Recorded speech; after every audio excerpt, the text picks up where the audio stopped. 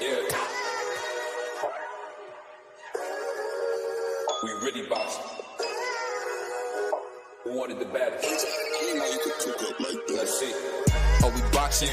Yeah, we boxing. I need that belt like it ain't no other option. So we punching and weaving and blocking. Defeat ain't an option.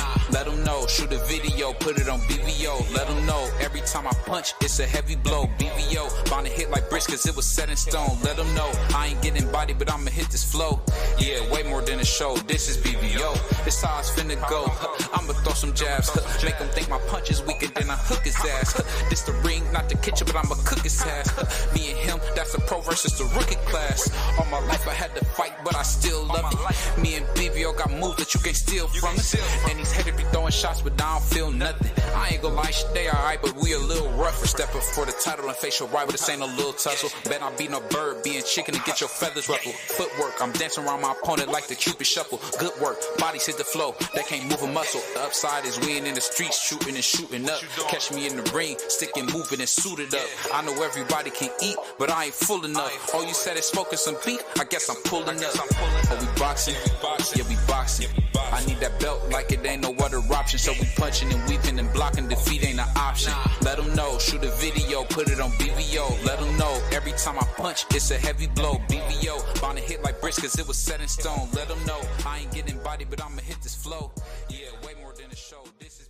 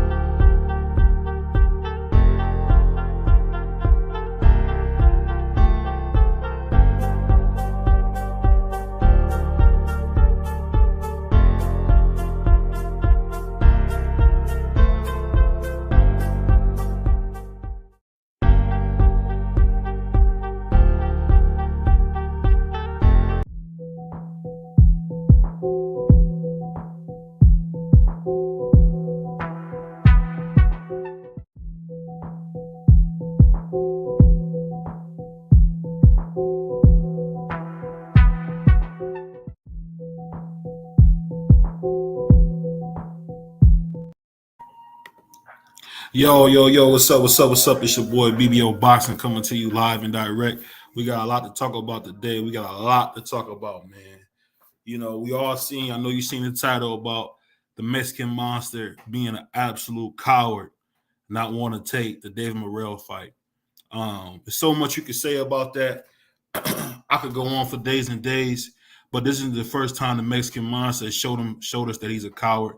He the same guy who, when he got stripped, Mauricio Suleiman offered him a title shot out of the kindness of his heart after he missed weight, because he's one of the first guys to start fighting after the pandemic. And it was the fight with Beterbiev for the light heavyweight title. And, of course, we all know David Benavidez turned that down. But it's just really no shock. It's very disappointing to see him be such a coward and not want to take a fight like David Morrell. This fight makes all the sense in the world. There's no reason not to take this fight. So it just really goes down to the kind of person I'm assuming that David is. I just think he's just a coward, man. And he just really he just really has to do better, man. He just shown us for a very, very long time that, hey, he's a coward. He's not willing to take, he's not willing to get out there and fight the best. He really has to just, at some point, man, we got to call it what we see. We keep talking about what we want Canelo to do, but what about what we want David Benavidez to do? I just want him to act like a guy who he says is. He keeps saying he's the Mexican Monster, but he doesn't seem to want to take on the big challenges, the big fights. It's just very disappointing. At some point, you got to have the nuts to take these big fights, because that's what it's all about. We want to see him in the ring with Canelo. Does he deserve a Canelo shot? I don't think so. But if he could beat David Morrell, beat Boo Boo Andrade, I think that would be a great fight for him. But, hey, this is the type of stuff you're dealing with boxing. You're dealing with absolute cowards now.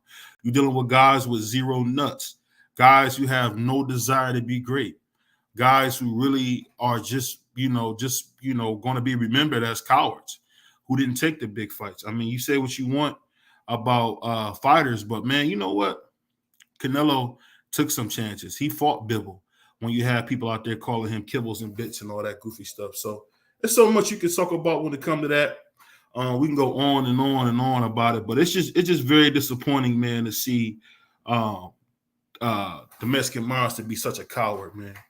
I just never in a million years thought this would be the case, but this is where we are, guys. This is where we are in boxing. We're in a place where you can't expect guys to fight the best. You can't expect guys to desire to be the best. You just got to more or less take it for what it is. And I mean, let's be honest here. David Benavidez has just shown you that he's just a true coward. He's looking for a payday. He's not looking to prove that he's the best. He's looking for a payday. And you know what? Hey, you can give Canelo all the heck you want about it, but you know what?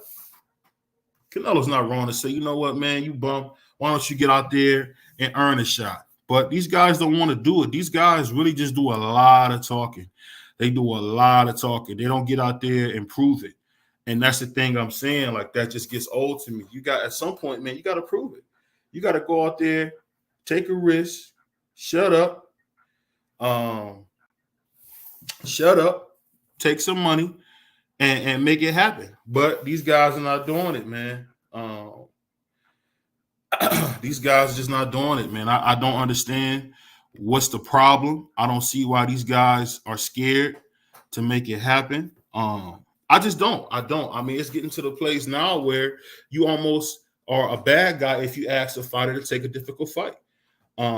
Just like Canelo, just like David wants his chance with Canelo, there's some people that want their chance with David. But it just really hurt my feelings, man. It just really hurts my feelings to see that he's not really doing what he's supposed to do. And hey, man, that's on him. That's really on him, man. That's on him.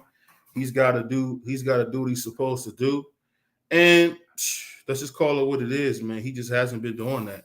And hey, man, this is what you get. That's the type of stuff we get in boxing. We get these cowards who get all this praise and love, who really don't do what they're supposed to do. And hey, man, we gotta live with it as fans. If we say something, we're wrong. If we want to see them do better, we're wrong. So it's just a catch-22. You can't win for losing. And hey, I'm not surprised about it. Neither should you. But David Morrell said it best. Hey, if a guy like David Benavidez was in my town, Cuba, hey, we'll take his shoes off his feet. He's a coward. He's a punk. He's just one of those guys, man. And you know, he looks tough and rough. But when a real guy who's big, strong, great jab, great punching power pulls up, wants to fight, we don't get that. And that's what I'm saying. It's just an ongoing saga. And now we can say David Benavidez joins the latest cowards to not want to be great. So we just got to call it what it is. He's a scared coward. He doesn't want to go out there and show that he's the best. He's looking for a payday. He wants Canelo to bail him out. He's not a man. He's just one of those guys, man. I mean, we all know him. We all know losers like David Benavidez who don't want to put the work in, who don't want to sacrifice, who don't want to put it all on the line. He wanted easy payday. He knew he could beat Caleb Plant. That's why he took that fight. And you know what? As the coward he is, what happens? David Morrell comes out and says, hey, I want to fight you. All of a sudden, we can't get a fight. And I'm telling you guys, this is what we do here on BBO Nation. We keep it honest. We keep it boxing. I'm not saying David Benavidez is not a good person. I'm not saying he's not a wonderful father. He looks like he's a wonderful father and husband. But when it comes to that boxing ring, he's an absolute coward. He's the lowest of the low when you talk about a fighter with determination and wanting to be great. He's a coward, man. He's awful.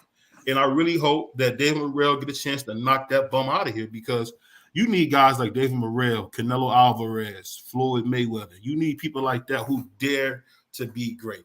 And that's just how I feel about it. Salute to my man, prize fighter, man. Yeah. What up? What's going on, my guy? What you think about this coward David Morrell, man? David Benavidez. Yeah, shout out BBO Boxing. Y'all smash a like and subscribe. I had some technical issues going on. That's why I couldn't.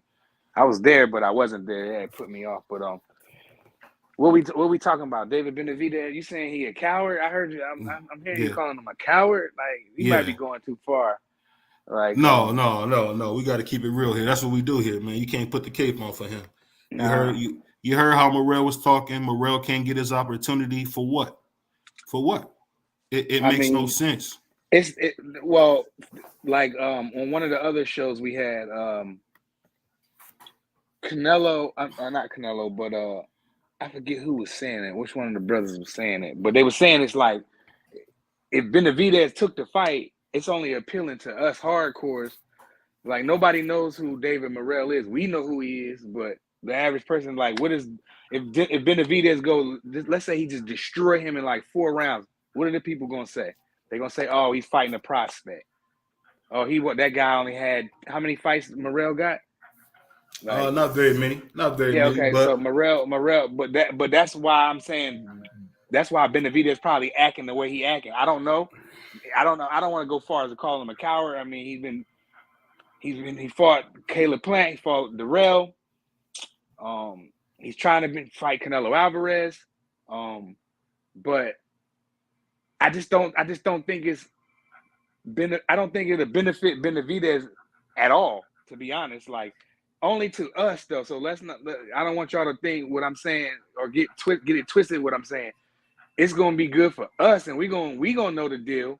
But the average person, they not gonna know what the deal is, bro. And so Benavidez, he don't got no reason to fight him. Like this, is it a big payday for him? I don't know. I doubt it, because nobody knows who David Morrell is. So he got to get in line the way everybody else do. Hey, we just gotta call it what it is. You know, Prize Fighter's my brother, man. But he got to get in the booth for his boys. He wants to take up for this guy. So hey, at the end of the day, I'll just say this, man. Talk some brother talk to him. Because at the end of the day, man, the guy is a coward. He could be in there counting money like Kane, man. Him and David Benavidez can really get a nice bankroll, count that money up together, split it up, and get paid. But that's what we don't get. Who would get paid together? Benavidez and Morrell? Yeah. They're not going to make nothing, man. Bro, nobody, no, if it's on pay-per-view, ain't nobody going to buy that.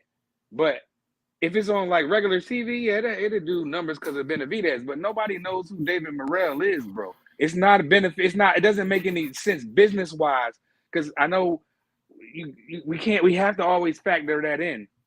We talking about I thought David Benavidez said he's not a promoter. I thought that's what he said. Yeah, but he might not be a promoter, but he's not about to do something. If Morrell go and knock him out, he'd be a superstar overnight. If Benavidez go and destroy him, it's going to be like, okay, next, fight Canelo. You know what I mean? So it's just, you know what, man, and it go back to what I say when it comes to my man Prize, man. He not gonna keep it real, man. And I know a lot of us say, what did you say? Fights, what did you say? Got 9 I know a lot of us say that when he fight, when my man Prize say stuff, we always look and say, man, what did you say? We look and say that all the time. But I tell you this, man, at the end of the day, man, we just gotta call it what we see, man. And you know what? For my man Prize saying that, man, we got to step on his shoes, man, because that's crazy. The whole point he made was crazy. And we snatching his chain right now. We snatching his chain. Come on, man. It's just that simple. We snatching his chain. Because you know what? To say that, man, I got one in the middle in the mall chains. Hey, we pulling it off, man. We breaking it authentic. Hey, all I know you need is to rip this, your man. chain off your neck thinking that like this fight would make like Benavidez like $5 million or something. He probably would get a lesser purse than against anybody else. Like, what he probably get? He got paid in the Plant fight. So he's a promoter. No, he's not a promoter. But I'm telling you that David Morrell has 9 fights. Then his father, it's not going to benefit him. Then his father said, "We got a contract for David Morrell," and then the coward comes out the next day and says, "Oh, I don't have a contract from Morrell, but your father says you did. Jose Sr. says you did. So which one is it?" I mean, but you know, you're right about that though. Like, I didn't understand that. But then again, I don't remember his dad saying that. I'm not saying he didn't say that, but I mean, hey, and you know what we got to do, man? We got to show my man Prize some love, man, because he's gonna get on that building and do his dance when it comes to these fighters, man. He's not gonna call guys out. He's not gonna demand guys to be the best. And you know, hey, I demand that these fighters be who they say they are, man. Come out there, show us that you're the best. Show us that you got the talent. Bro, we not even supposed to be talking about no Benavidez and Morrell. The fight is Benavidez and Canelo. So why is people going around? He don't deserve a fight with Canelo, man. Oh, he don't deserve a fight with Canelo, man. Oh my God. But what's the guy, your boy, so your man? Your man, what's his name? Bumlunga, the boy that be getting melted. Yeah, let him put him in there. Or your other man's. He might stop David, man. Who? Belinga, he might stop David, Stop. bro. Stop playing. Just stop. Jaime Stop Mugia, and it's a funny thing. Jaime Mugia, you need to snatch your own chain. Jaime Mugia probably give David Benavidez the work, man, because of his work rate. Nah. And if we're gonna just snatch your chain for you saying that crazy stuff, we just gotta do that, man. We gotta snatch your chain. Snatch your chain for going around saying that he don't deserve a Canelo fight. When the what has he done? The fans are demanding Canelo Alvarez either drop the belts or fight your mandatory. That's what they're saying. Nobody's calling for Morrell and Benavidez, but us hardcore fans, we would love the fight. But the fans, you got people that start watching boxing last year that come up here and just start saying anything like they've been watching boxing for 20, 30 years. So nobody's demanding the Benavidez Morrell fight. People are demanding the Canelo Alvarez David Benavidez fight. They offered him $50 million. He don't want to do that, so drop the belts. But that's I don't understand, man. Is it money? Is it money we talking about? What is it? Or is it about legacy? That's what I'm okay. Well, drop the belts and go chase Badu Jack around, or chase a cruiserweight around. Then drop the belts and move out of the way so the young boys can get it in. Hey, I don't get it, man. I don't get it, man. You talk about these young guys, man. David Morrell is one of the young guys trying to get an opportunity, and of course, as you do, Benavidez don't have a belt. He got the WBC silver belt. They both got secondary belts. I don't count minor belts. Okay, well, let me ask you this. That's what we get, man. You part of the old media. You support the old media stuff. Where you think brothers? Wait. What old media? That's old you, media old media. That's you, old media. Where? Salute to my man. Just do. That's you, old media, in the flesh. That's you. You're an old media guy. You don't want to see the best fight the best. Salute to my man Job in the building, as always, late. Family is good. It's good. Mookie, you late. Man, Mookie just turned 20, man. Yesterday. Oh, man. Happy birthday, up, man. Salute. Happy birthday, man. Happy birthday, John. What up, though? Oh, man. What you do for your birthday? Crazy. I was at work, man. I'm going out this weekend, and I'm going out tonight. Oh, yeah. Have you some fun, man. You're going to be counting that money like Kane, man. Once you become pro, man, I can't wait. Yeah, you too, brother. Hey, so let me ask you a question, man. You unbiased guy. So we're talking about David Benavidez being scared to death of David Morrell. What you think about that, man? I don't think he's scared to death. I just don't think that's the right business move right now. Because he just came off that big fight with Caleb Plant, and he got the it factor. Like he got the potential to be in the future face of boxing. So from him fighting with Caleb Plant, but David Morrell, it's not really gonna sell. You know what I'm saying? But nobody gonna buy the fight. But he need a bigger fight, and he need Canelo. Didn't I just get up here on this panel and say that? That's the thing. No. Didn't I just get up on this panel and say the same thing that man just said? The same exact thing.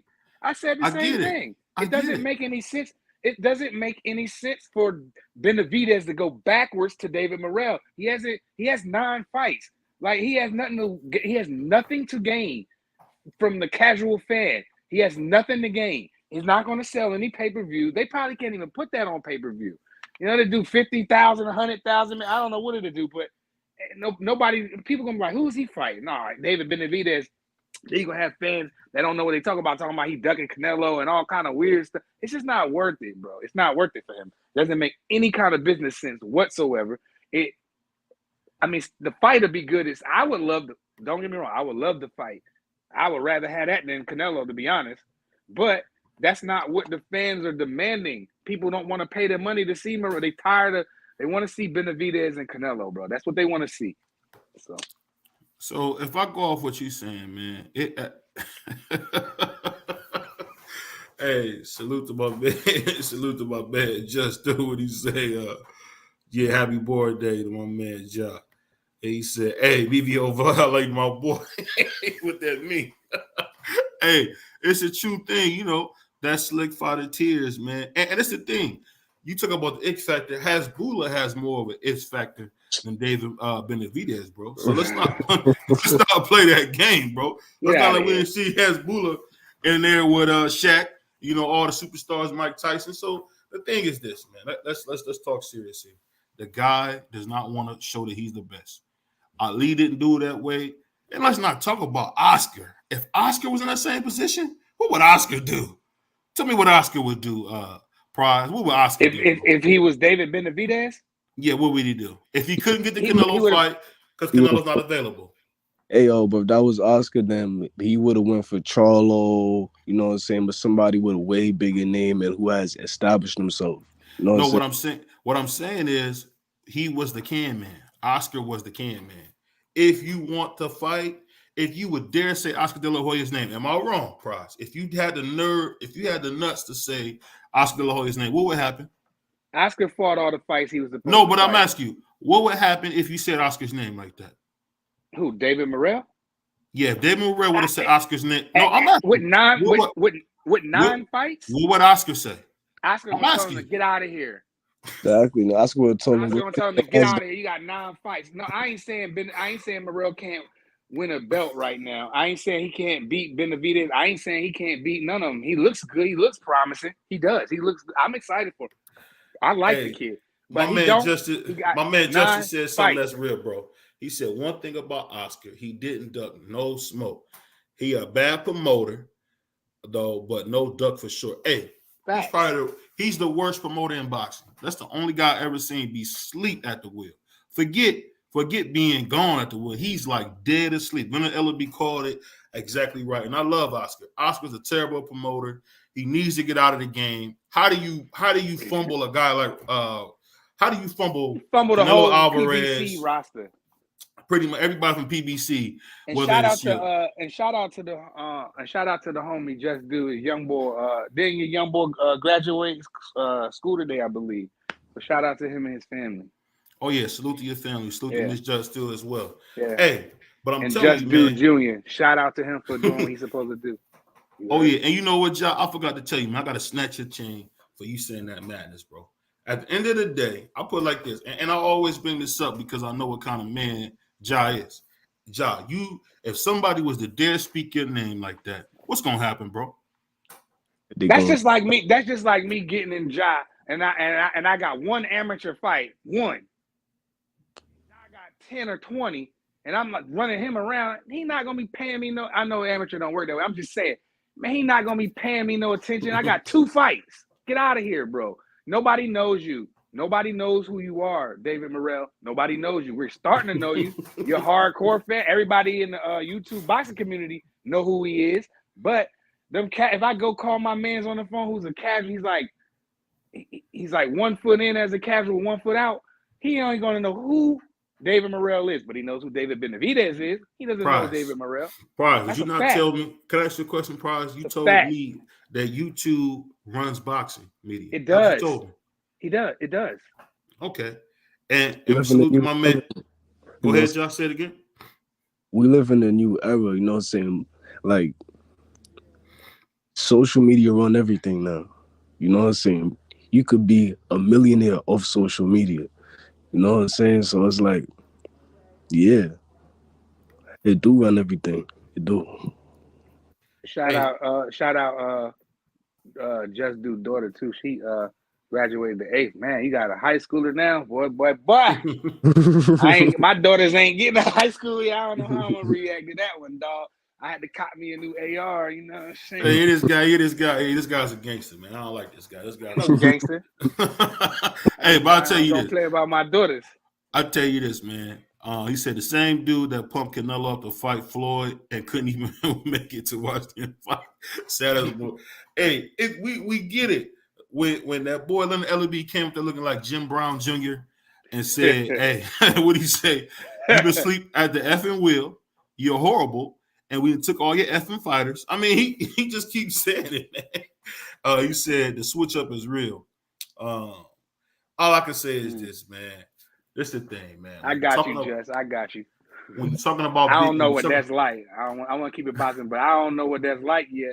A teenage girl. My daughters is not teenage. Like They not Yeah. teenagers yet, so Got oh baby my God. girls. Oh my God, bro. Yeah, let's keep it boxing. Let's keep it boxing. But I'll say this, man. I'll say this. The funny thing about it is, and salute to my man Undercard. Undercard, you know, if he Salute was on Undercard. here, man, he would say that, man, David Benavidez doesn't have any nuts, man, not to fight Morrell. Because at the end of the day, bro, it could be considered a unification.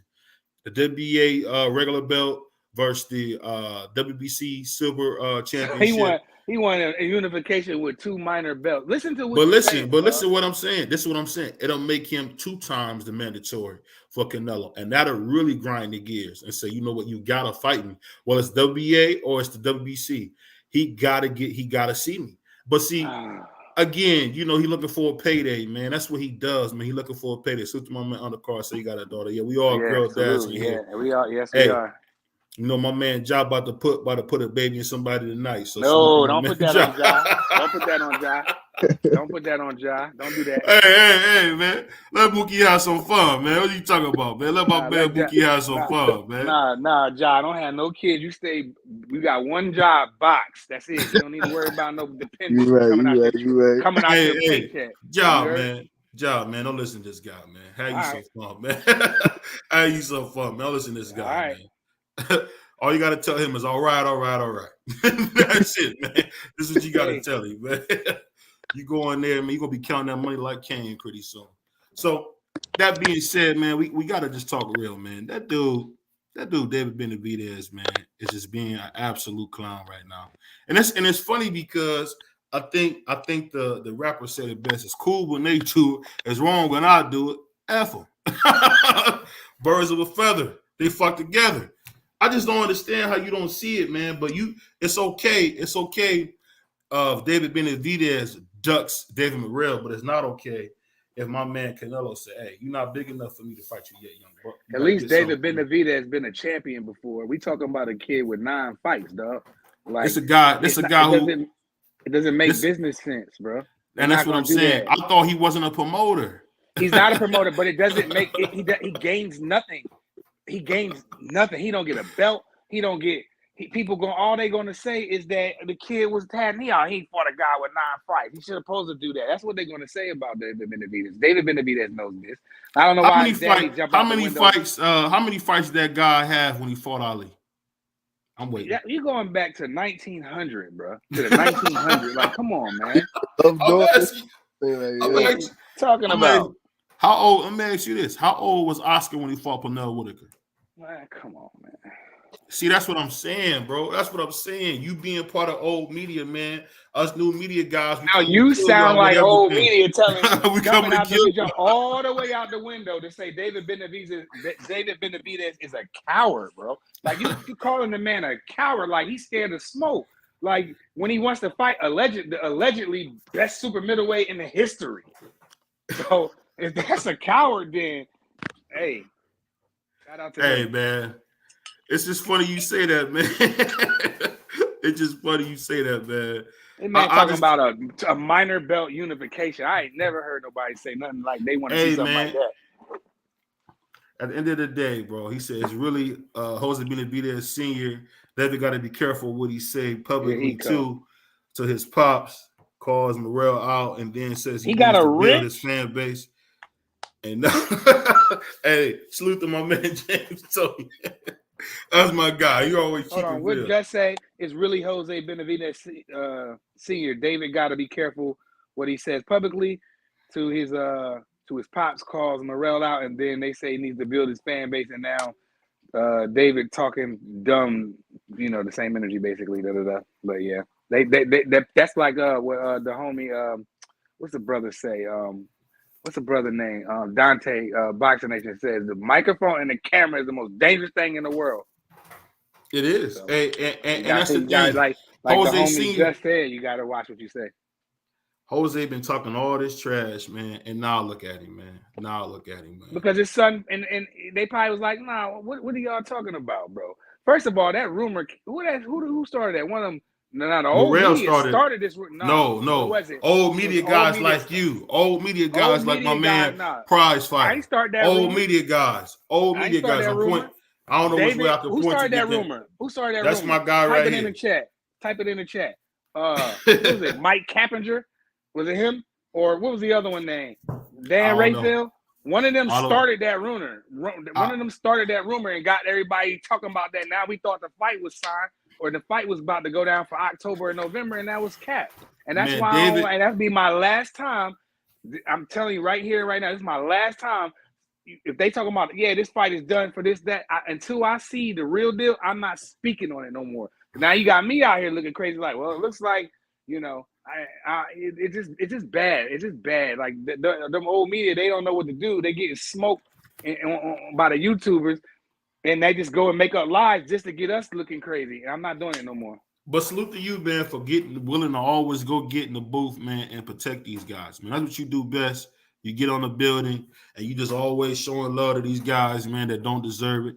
And you know what? Hey, one of my favorite drinks, man, is Slick Fighter Tears. So everything you saying makes sense. But who's a Slick Fighter in here? No, what I'm saying, you like Slick Fighter, so I always put that meme up to say, anything.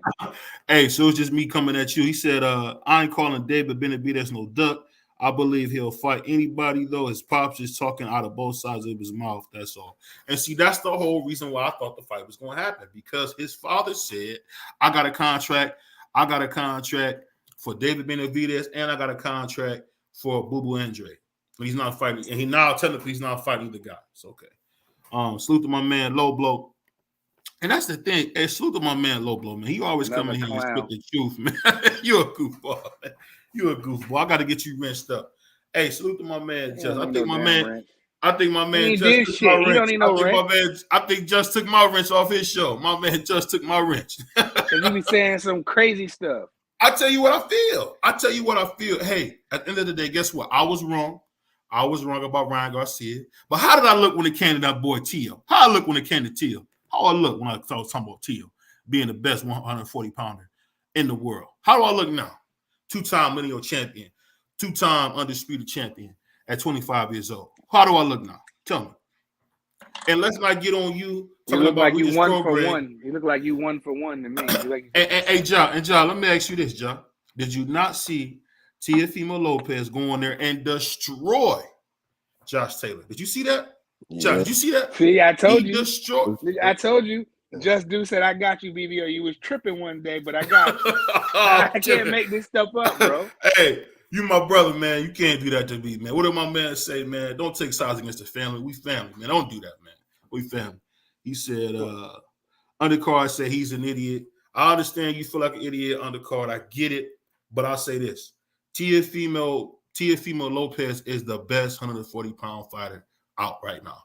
He'll beat the brakes. He'll beat the brakes off of David Bennett. He'll beat the brakes off of Devin Haney. He'll beat the brakes off Matias. He'll beat the brakes off. And we've seen how horrible Regis Prograde look. This guy is a complete hype job. He sucks, man. Yeah, but I didn't like that performance. But he was, that was disgusting. Undercard said, you sound like you and Max are the only ones watching boxing. Hey.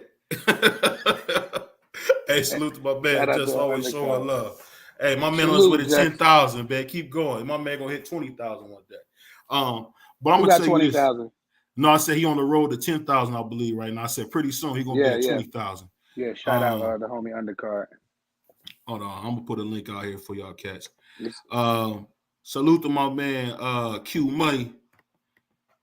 Hey, Q Money will keep it real. We know my man. Prize can keep it real. But that's why I keep the unjust. Tell me what I said. Tell me what I said.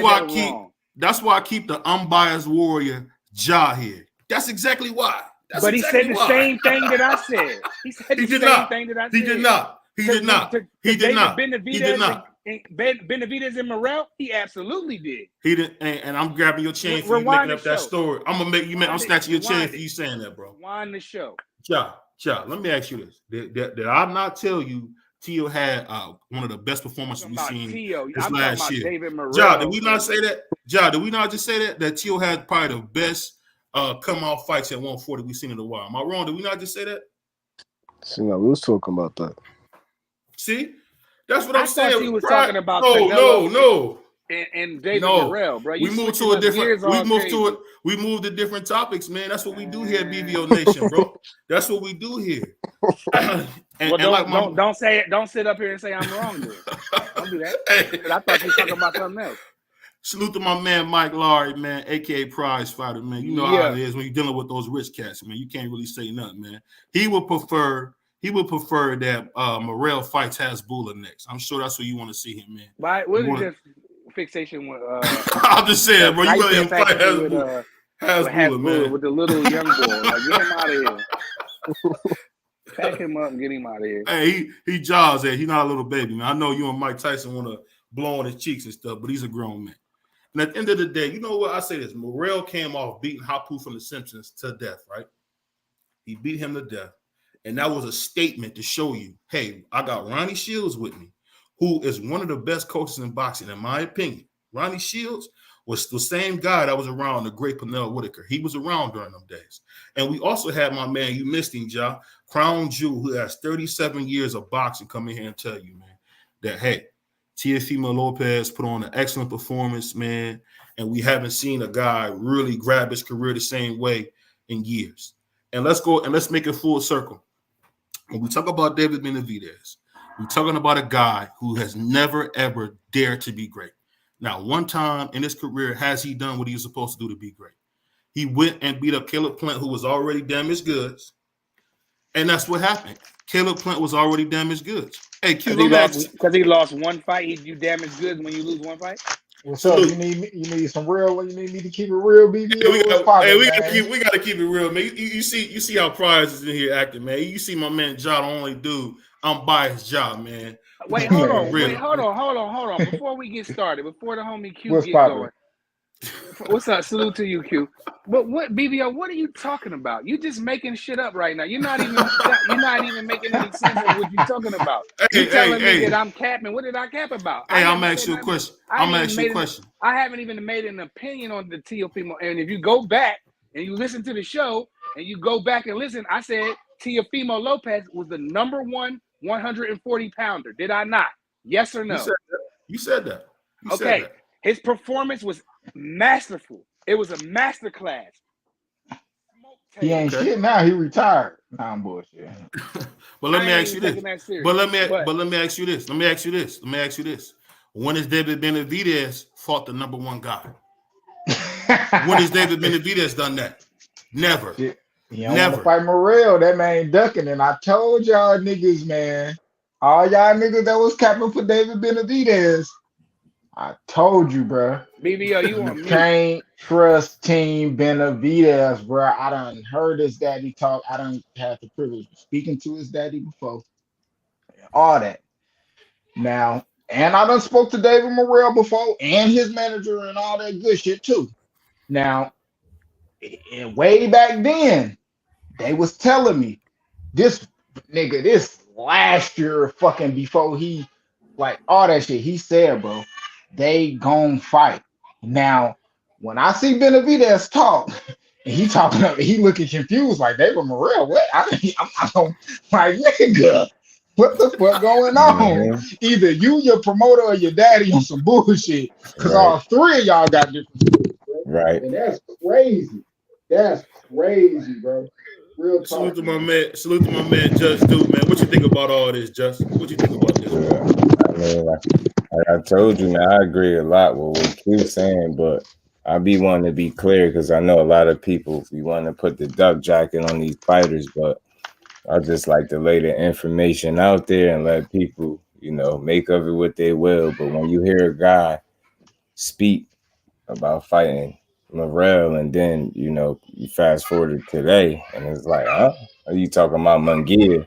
And then your pops talking about he need to build his fan base up. But I could show you a clip on IG where he called him out 50-something weeks ago. Tagged Morrell and everything. He said it's time for the talk to stop. Let's fight. Like a respectful call out, though. But he called him out. That's 50-something weeks ago. Now you fast forward to today. Now you're talking about he need to build his fan base up. The fight don't make sense right now. Bro, what you talking about? What did you talk about? I don't want to hear that. Throw him in there. The worst thing that could happen to Morrell is he lose and go back to the drawing board. But I truly think that, you know, from what I've seen with the eye test, I think he could emulate and duplicate a lot of the stuff Caleb Plant did to have success in that fight. The difference is I think Morrell got a better gas tank. And if he get an early lead, like to me, the way the Caleb Plant fight was looking, he might be in trouble. You know what I'm saying? So, and I like Benavidez. I think he'll fight anybody, but just sound like the energy switching up now that the possibilities on the table, and you see how aggressive David Morrell is being. So I don't want to hear he don't want to fight. Hey, just do. He on your bumper. You know what I'm saying? Hey, just do. This is the only option. We talking about boy prime and ready. Mm-hmm. You know what I'm saying? Right. Hey, now when there was a lot of niggas out there lingering and it's possibility of this and that and Andrade ain't, bro, it's right here, right now. Your promoter talking about it, his trainer, his stat, they done already said, oh, I want to see him in one more fight. Rodney Shields said that. Nigga done had 2 more fights since then. Right. so you know what I'm saying? Like, what's up? Right. You want a third? Hey, and to be real, I think Morrell challenges Benavidez better than Munguia do, because until Munguia show me that convince me that he don't think it's cool to block punches with his face, like it's just hard for me to pick him. Yo, dude really think it's cool and okay. Yeah, let me block this punch with my face though. Yeah, let me hit him. Let him hit me in my chin. That's how I block punches, with my face. I wouldn't even just say that. It's more so that if we just being realistic with this shit, not David, but Munguia, he only fought like once or twice at 68. This nigga ain't even like no real 68 pound. This is a 60 pounder. You trying to? It's like he should be the biggest. I don't want to see that fight at all. I have no interest in David Benavidez versus Jaime Munguia, who's done nothing. He has done zero. Me either. I mean, the man got 50,000 fights, and has he ever fought for a world title? I don't remember. From the information I come across, they say he keep turning them down. Exactly. The man been mandatory for 50 years. Like, come on, man. How you keep turning down title shot? What are you on? Then you talking about you'll fight Benavidez. Yo, stop, yo. Just stop. He's looking for a cash out. He's looking for a cash out. He knows he's not that good. Survey. You know what's crazy? Putting it on him, bro. I told everybody I read an article a while back where it simply stated in so many words that the goal or the plan for Munguia was to, get him to 40-something and then challenge him. And then right on cue, they throw him in there, with Dervinchenko, and look, get what I'm saying? He went life and death with a guy that is not known to be a puncher. He almost cleaned your shit and got you out of there, bro. So it's like you gotta show me something. You gotta show me something, man. I just don't believe in Munguia. I think offensively, he is what he is. He could be dangerous, right? But he leave himself open too much. And I think the more he go up in level, the more that is going to be exposed. And I think he's like a walking knockout, waiting to happen. I'm just going to go ahead and say, I don't know if a nigga going to knock him out, though. I think Jaime Munguia is trash, bro. Straight. I'll say this. Not because he don't got no chin Q. I just feel like him allowing himself to be hit so much going to catch up to him. Yeah, I do think that's in play. But like, I ain't gonna, you know what I'm saying? I look at it like this. From what I see from Munguia, I don't see him as like, oh, this world champion who gonna be defending the title. But what I do see, he giving anybody he fight a run for their goddamn money.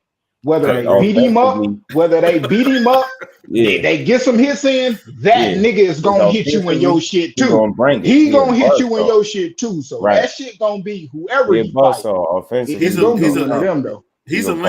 He's a landmine. I'll say this though to what y'all said, Justin Q. But you got to remember, Dervinchenko. I mean, I thought he beat Triple G. He didn't get the decision. But I mean, for him to go against Triple G, I did think he beat Triple G too. So I thought he beat Triple G. So I mean, he was on Triple G helmet.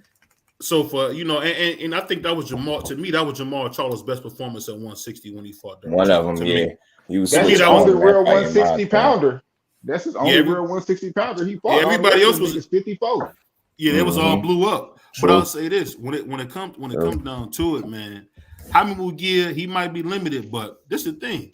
At least you know if that was David Morrell, he would try to fight Jaime Mugia. But the fact is, you can't tell me you the Mexican monster. I got the name for Mike Tyson, and you won't take the smoke that you can get. You want to keep chasing Canelo around the world. I mean, how long are you going to chase Canelo? You My don't want thing, to fight.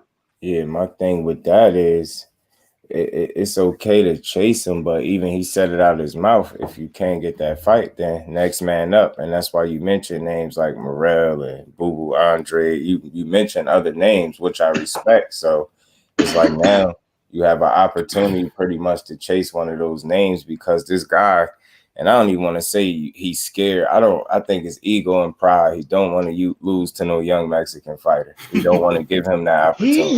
He young though. You Yeah, get what I'm he's saying? And he Cuban though. He Cuban, but I mean, come on, like this is you. Yeah, Like, right. and that's why You I know, say like niggas will use their business and they convenience. Then they right. get to talk. Fact. But his whole career low key built up off business that they Fact. built you up to fight Caleb Plant and y'all could have unified damn near Fact. 2-3 years ago. Fact. Like so, like Yeah. I just don't think it makes. I think that it makes sense. to us, but to the casual eye, it doesn't make sense for Benavidez to go in I there. thought He has hold on. He has nothing to gain for a win. Now me, you, Ja, Q, we all gonna give him 100% credit. I got that, but No, and our money. Fuck, you know they gonna put it on pay-per-view. Fuck what he talk about, nigga. We paying you. right. And I just don't think that's a good fight on pay-per-view for David Benavidez and David Morrell. Do you want me to give you $70-$80 for that, man? Get out of here. I will because I'm a hardcore, but I'm just saying, Man, it ain't what we want. That's what they gonna give us. We didn't want fucking King Kong Ortiz and Andy Ruiz on pay-per-view. But goddamn it, we got it. So I mean, terrible, man. That was so terrible. So It was it's a good like fight, but terrible. The one pay-per-view were terrible. So how I see it, low key, like he gotta. I ain't gonna say he gotta do it, but yeah, fuck, he gotta do that shit. 160, 168 is a trash ass division. Them niggas gotta do everything.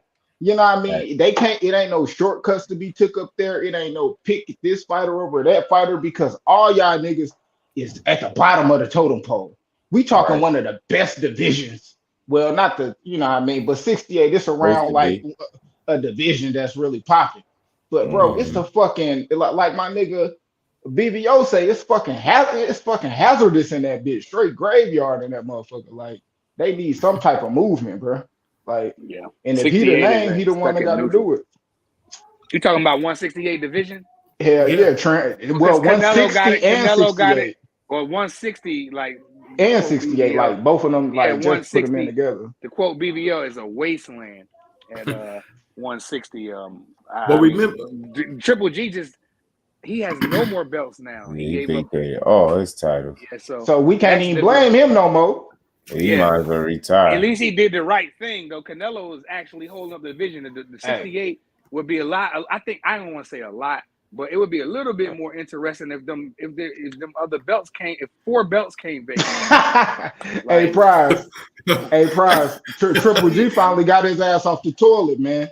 Right. Take a shit and get off the pot. He got off the pot, and he did. And I respect that he did that. Yeah, he know he ain't competing at that kind of level with these young boys. But, you know what I mean? But what's up with Jamal not fighting at all? He ain't 43 years. Speaking of Jamal Charlo, real quick, did y'all see him? Jamal. Did you see him on? Did y'all see him on live with Andre? Yeah, I seen that. Andre. Yo, I don't follow that nigga, man. Yo, Q, you gotta follow him. Just to see, bro. You missed a good live. Well, I'm talking shit, but yeah, but you know what I'm saying. So that live I was embarrassed. It was cringe watching it. To quote my daughter, it was straight cringe just watching Charlo.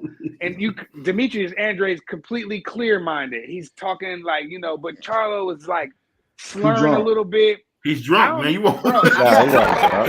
And you know He what? wasn't And I don't drunk. like I to just even, think I it was don't even having like to to get in talk. nobody's personal business like that. But I don't know Oh if he was drunk. I man. think it's something more, bro. I think it's something more than that. He might be on them Zachary's. I don't know. Yo, Charlo is out here looking crazy. You know, I said it I on another just channel. He looking crazy. I'll say this, right? I know somebody that know his trainer pretty well and got a little real scoop on what was good with him. From what I was told, and I know this as solid as a source can be. Charlo doing a little bit better than what people think. Just a little bit better, like physically too. You know what I mean? As far as being back in the ring. So he getting back to it, yo. So I ain't saying he about to come back and wow everybody, but from what I'm hearing, like some positive signs over there in the side of Charlo. Like I wish I could say some of the other stuff I actually know, but just know his ass was tripping, you know what I'm saying? But not like drugs or something tripping, but his ass was tripping a little bit. But yeah, hopefully, he put in situations behind him, and from what I'm hearing, like him back in the gym, he ain't looking like no bum. No, you get what I'm saying? So it's like a good sign. So I'm always rooting for a I dude. never thought that. I never had a problem with his talent in the ring. Yeah, nah, It's yeah, just, it's just, you I know what I know what mean. it With Charlo, inactivity, with me, yeah, that it just talk, makes some of me the stuff angry, he man. say. You And he know what gets I up mean? there, he's chasing down Dimitri Bivol. He looking crazy in there. He looked crazy the other day on IG Live, and I'm just like, Charlo, just for the sake of Yeah, everything, bro, I just Get some sometimes help, understand, bro. man. Get Get perception. some it help. together, man. Yeah, Jamal And you, perception Charlo, could be get it a hell together, of my a boy. motherfucker. We love you. Get it and we together. see. Damn. And Right, let me right, just say, right. let me just say this. And we've seen his best friend That's cap. look like. That's cap. Listen. And we've seen his best friend look like hot garbage versus Zerillo. So I mean, I don't know what's going on with the Charlo I will see. region. Go I ahead. see. But let me say this. When you talk about Charlo, I get all the talent, but David Morrell looks like everything Charlo was supposed to be. Strong, big, nice jab. I mean, we can't say much because he beat Hapu from The Simpsons. But hey, at the end of the day, this dude is showing you, because that's what we give Boots all this credit for. Boots got a ton of fights, like Hamamu did. Ain't beat nobody. We don't say he can't fight. So at the end of the day, when you got a young guy doing the same thing that David Benavidez is doing to Canelo, saying pass the torch to me. Morrell saying pass the torch to me. And you saying, Yeah. no, I never had a fight with you. I don't want to fight you. But your dad was just telling me how much of a witch I was. I'm scared of you. I got to build my profile. So which one is it? But of course, I get what my man Prize is doing, because when it comes to these guys, he don't want to hold these guys accountable. The fact is, the best must fight the best. The same thing you said about not want to see Morrell versus Benavidez, that I want to see Deontay Wilder versus Robert Helenius, his sparring partner. Absolutely not, but I bought it. So it doesn't really matter what we say. At the end of the day, we got to take the fights that we can get, because we can't control the way they fight. I mean, and go ahead. No, my bad. Yeah. How did you say David Morrell talking about David Benavidez passing the torch when he's 26? Come on, man. But this is what I'm saying. But it's two young guys fighting. Like, we don't never get it. Everything don't need to be marinated till this person reached this or this person. I agree with that. I agree with that. Sometimes you gotta let them guys fight for they end up losing to a motherfucker who ain't bout shit. Like, for real. Like Tio did. And then they building themselves back up, which nothing is wrong with that, because it's not always about how you fall, it's how you get up. It's always triumph. So at the end of the day, I just see it like, when it comes with them two guys, that is like, it's damn near a perfect match. No, it don't gotta be for all this money that you think because you feel like you're on this level because you listen to niggas YouTube channel gas you up. That's not real life. Like, and that ain't even no disrespect, because I got a YouTube channel and we on a panel right now. But goddamn, nigga, stop listening to us gas you and go fucking fight for real. Like, these niggas ain't doing shit but gonna baby you on YouTube. You got the extreme hating ass niggas. You got the nigga who gonna be on your nuts, and you got niggas who gonna call it down the middle. Right. Like, and usually niggas gonna listen to the extreme nut hugging ass niggas, man, because you don't want to hear no fucking criticism. You don't want to hear a nigga judge you with no ill intention. Like, But these Man, niggas talk to like, him. bro, come on, man. They Talk gotta to him. fight, bro. They just I gotta feel you. I fight, feel bro. you. Like, hey, look, like I said, I want to see the fight. Everybody on this panel want to see that fight. If it's not Canelo next, we want to see that next. But what I'm saying is, it don't make business sense. It just doesn't. I can understand where Benavidez is coming from. It just doesn't make. It doesn't make a lot of sense financially, and it's just this is all. And not to mention, it don't make business sense money wise. If Canelo, I mean not Canelo. I'm sorry. If Morrell go in there and smoke Benavidez, he's done. If Benavidez go in there and smoke him, not us on the panel, but everybody else gonna be saying, like you said, them huggers, they gonna be on there saying, oh, he was just a prospect. He had 9 fights. He's 25 and got 9 fights. Right. Like, you know what I mean? Nah, it's exactly what it is. You go in, get paid what the fight is worth. Like that's all it is. Yeah, these are not the 2 biggest opponents that's gonna come through and make millions of dollars. No, but it's gonna boost you to make millions of dollars in your next fight. Because He all made niggas millions gonna of talk. dollars in the plant fight. But see, Everybody don't get the same cheese. He ain't got no belt around his waist, bro. Neither one of them got belts. Mm-hmm. It's nothing. It's literally nothing. So that's what I'm saying. Run the That's It's good for us. It's but good this is. for us. But let me ask you this. Let me ask you this. I don't mean to rush you. Let me ask you this. Why is it all on Canelo? At the end of the day, okay, let's say like this. Both of these guys got mandatories, right? So both of these guys are on the list for mandatories. Why don't they consolidate that mandatory status, then fight Canelo? It's the same thing. So like we can see Canelo hold fight Belumga or hold on. Let me say it. Let me say this, bro. Let me say that when you talk about Canelo Alvarez, remember he's an undisputed champion, 4-division champion. Remember that. What has David done? I'm waiting. And at the end of the day, if you talking like David Benavidez is some accomplished champion who does this and that. He hasn't done anything, bro. He nigga ain't got 3 defenses. He who? He don't. Who don't? Who? David Benavidez. Benavidez when he had the belt. Yeah. He get the belt and he like chill. He get it ripped right off his waist. He just put it on for decoration, bro. And then he get it ripped right off his waist. Whether his problems outside the ring or it's the fact that he can't make weight, man. And after he missed weight, remember Mauricio Suleiman, the most corrupt sanctioned body president in boxing, said, you know what? I'll give you a shot at the light heavyweight belt versus Beterbiev, and he turned it down. And he's bigger than Beterbiev. So and Beterbiev had 2 belts. Look at this, y'all. Look at that picture of Badu Jack and David Benavidez together. You can't really see a difference. So you the bigger man, and you didn't want to take that fight. So that's what I'm saying. That's what I keep telling you, Prize. It's cool when they do it. It's a problem when somebody else do it. At the end of the day, man, stop, as I hate that term, but stop hugging Canelo's nuts and go out there and make your own career. I love Dillian White. He always told Anthony Joshua, hey, I got my own career, man. I got my own career. We're going to fight or we not. I got my own career. But to sit here and waste time like Boo Boo did, Jamal Charlo did, the list keeps going on, man. If you get the fight, great. If you don't, you don't. Keith Thurman never got the Mayweather fight. Amir Khan never got them. Remember, Amir Khan used to always be begging Floyd for a fight. Never got the fight. Kell Brook begged for the fight. Never got the fight. So you can wait all you want for this magic ticket to go to Wonkaland, bro. Or you can go in here. All right, and that's cool. Okay, drop the belts then. You want Canelo to drop the belts he earned? Bro. If Canelo dropped them belts, I bet you David Benavidez will stop talking about him. Man. Because he gonna be happy to fight a bum for a belt. or right now, all the nigga gonna do is he gonna talk all this shit about Morrell, and next thing you know, he gonna fight a nigga that we don't even know, or we might be familiar with him for less money than what he would have fought Morrell for. And if he does that, then he gonna be really looking crazy because he already looked crazy enough. Man, who he gonna fight next if not Morrell?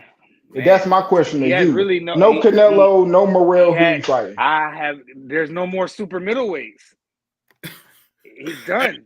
That's what I'm saying. We gotta wait and see. I gotta tap on your shoulder for this, Jess, because I gotta fried say, rice. You're a little different. You're different than me. You are pretty. I'll be honest. You're pretty neutral. I could call you Switzerland on stuff like this. At the end of the day, what would Oscar De La Hoya do if you dare say his name? What would Oscar do if a guy like David Morrell called his name? Yeah, Oscar the fighter was about that smoke. I'm Yeah, not talking about. Oscar. I'm not talking about the lipstick and lace Oscar. Yeah, Everybody want to nah, I know you beat talking on. about the fighter. What Yeah, would he do Oscar. if you said his name? Remember Floyd Yeah, called him out Oscar. 2 weight classes below him. Remember that? Yeah, Oscar the fighter was about that smoke. I had to give him that. He ain't duck nothing. He was about it, and he wasn't scared to take a L.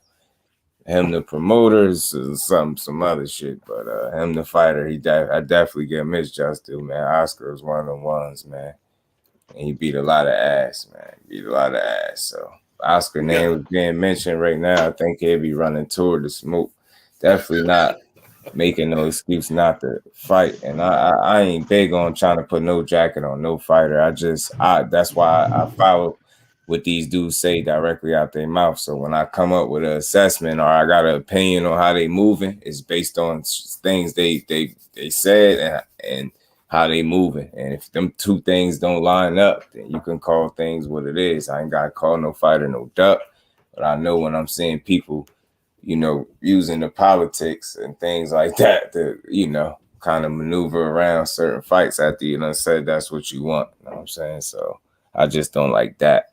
And it's not no for sure chance that you lose this fight. You know what I mean? You 50-50 type action. Some probably think it's 60-40.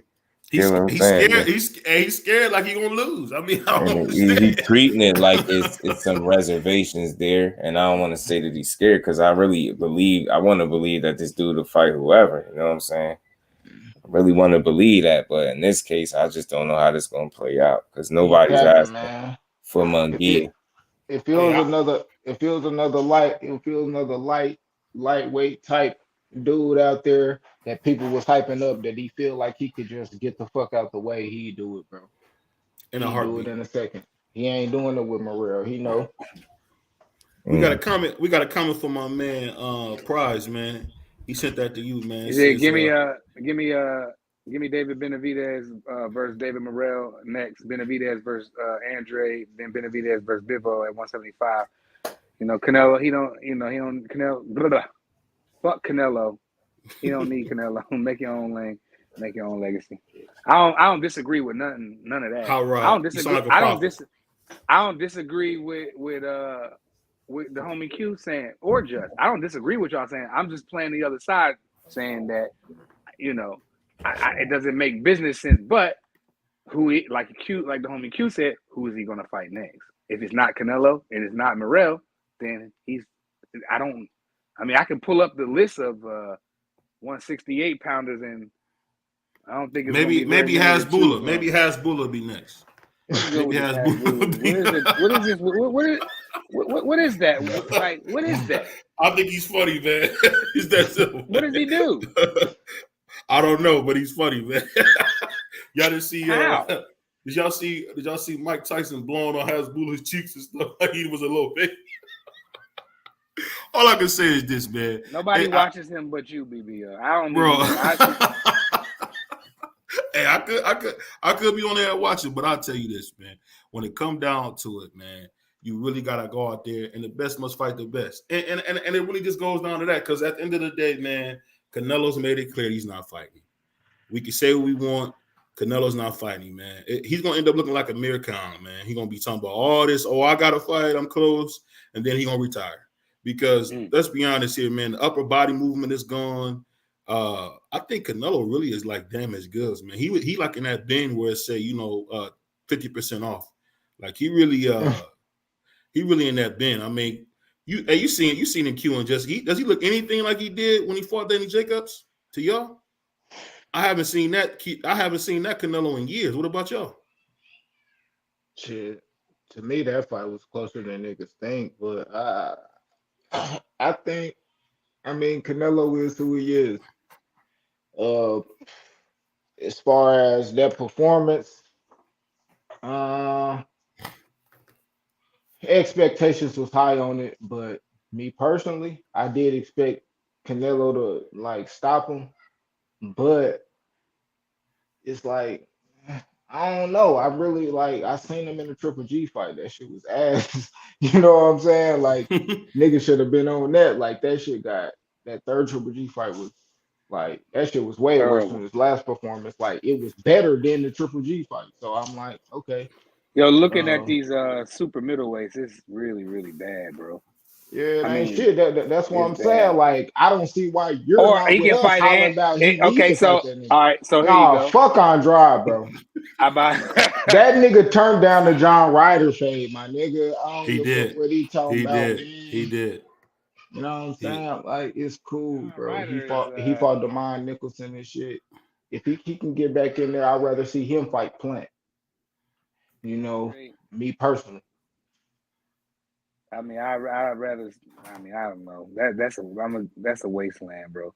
Well, let me It's ask you bad. this. Let me ask you this, man. If Canelo had waves in the beard, man, what would you be saying about him, bro? It's He's a just a duck. question. I don't like the way he Number one moves. pound for pound. He's a duck. That's cat. I would be Hey, calling him a duck. I'm gonna tell you this. I'm gonna tell you this. You say The that right. same way they say like AJ. Okay, so let's go there. AJ's a brother. I call him a duck all the time. Nah, that nigga from the UK, it don't even I don't count. care Niggas where don't he's even from. fuck with niggas. I He's a still root Europe. for. I still root for He's him. a Negropean, man. That's I'm different. saying, I but rooted for Lennox niggas Lewis. weren't fucking with him like that. Like, and everybody know niggas ain't fuck with Lennox Lewis till like after his career. Like, That's a I fact, didn't start fucking with AJ including till me. until he got beat by Ruiz, and I seen how he took his ass whooping. I was like, damn, that nigga like shit. He was in I was town out. I square, was like I'm out gonna on get him. my shit I back. was Like out on so, him. Yeah, I'm with you on that one. I was when he did that. so How he like now? That's a coward. When he did that, I was off for AJ Trey. I'm like, bye, deuces. nah, I wasn't on it then. When he got beat by Andy Ruiz, that's when I respected him. Like, dang, I was like, oh shit, you I know, did. I was he went pulling out for him here, in that Klitschko fight. he went out here crying like a little bitch and shit, you know. And then, and I said that, like, yeah, I like how he took his ass whooping, whatever. Deontay Wilder took an ass whooping not too long after that, and he didn't take it so well. I was Mm-mm. like, damn. So looking at that, that's why it's cool to see both of them fight. Run that Yeah. fade because that's what they should have did in the first place before both of them got their ass whipped. But I Yeah, and mean, that's like what happened. And that's I what see the happens when same you shit try to with marinate a fight. exactly okay. So Benavidez and Morrell just run the fade. You know what I mean? Y'all might not never get the Canelo run, bro.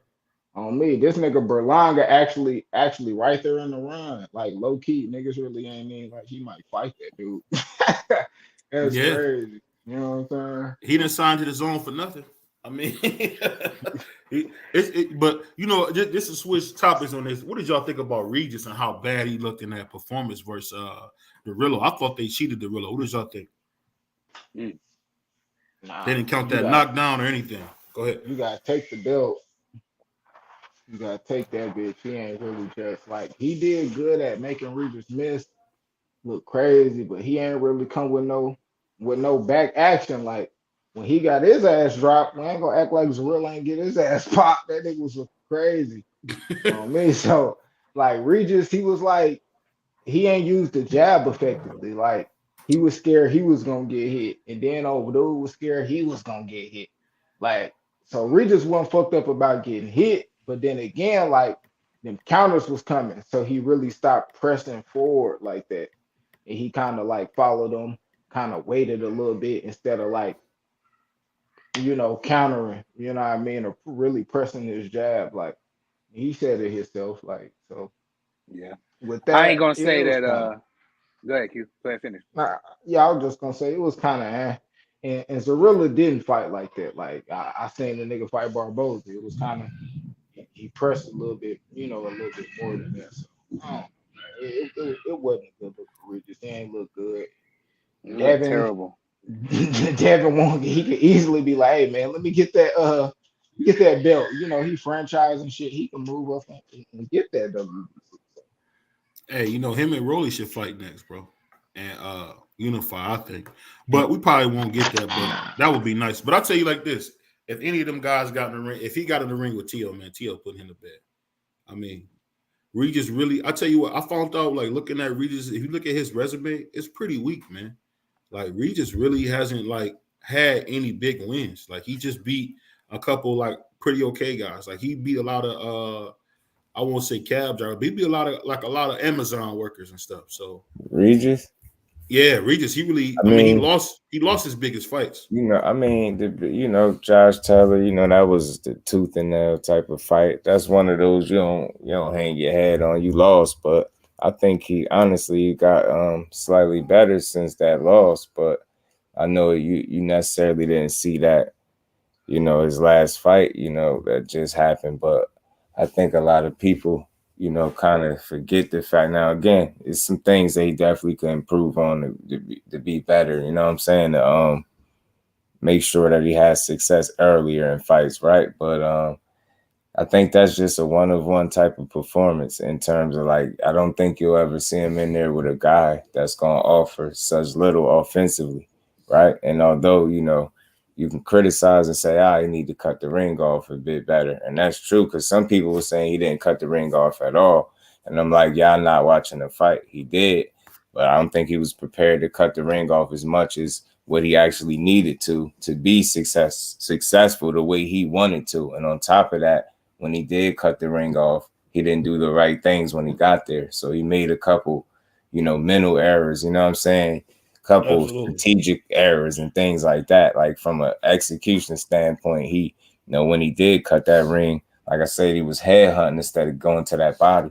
I think that's something that was missing. He needed to, once he figured out the dude wanted to move that much and was basically in survival mode, that I don't even like to say running because the same legs he got to run, you got to cut him off, right? You got your two to cut the ring off. So he know what he was doing. I would just say survival mode. You know what I mean? He had them track shoes on for sure. But I will give it to him, for him to be able to stay consistent like that throughout 12 rounds and provide that type of movement and be a moving target. I get it. That's just, when you offer such little offensively, it's hard to say that you really came to win the fight. You just came not to lose, if that makes sense, or not to get knocked out. You didn't necessarily come to try to win. You know what I'm saying? Shout out to the homie Mark Nash, by the way. Yeah, salute to My Mark God. Nash. My God. Hey, but let me ask you this just now. Now I know I look at you as a guy who really watches the trainers closely. Now, when you seen Zerillo get that early knockdown and then not count it, do you think he was demoralized by that? No. Nah, Because I think that's one thing that helped him, be successful as well. I think he was engaged as much as he could be for what he was coming to bring, and I think he fought the fight in a lot of ways the way he wanted to. It just wasn't a fan friendly type of fight when you moving that much and really not engaging. And like I was saying with Regis, I think it's a one-on-one performance because I don't think you'll see him in there with a guy that would move that much. You get what I'm saying? And typically for a guy to be able to beat Regis, you're gonna have to engage, right?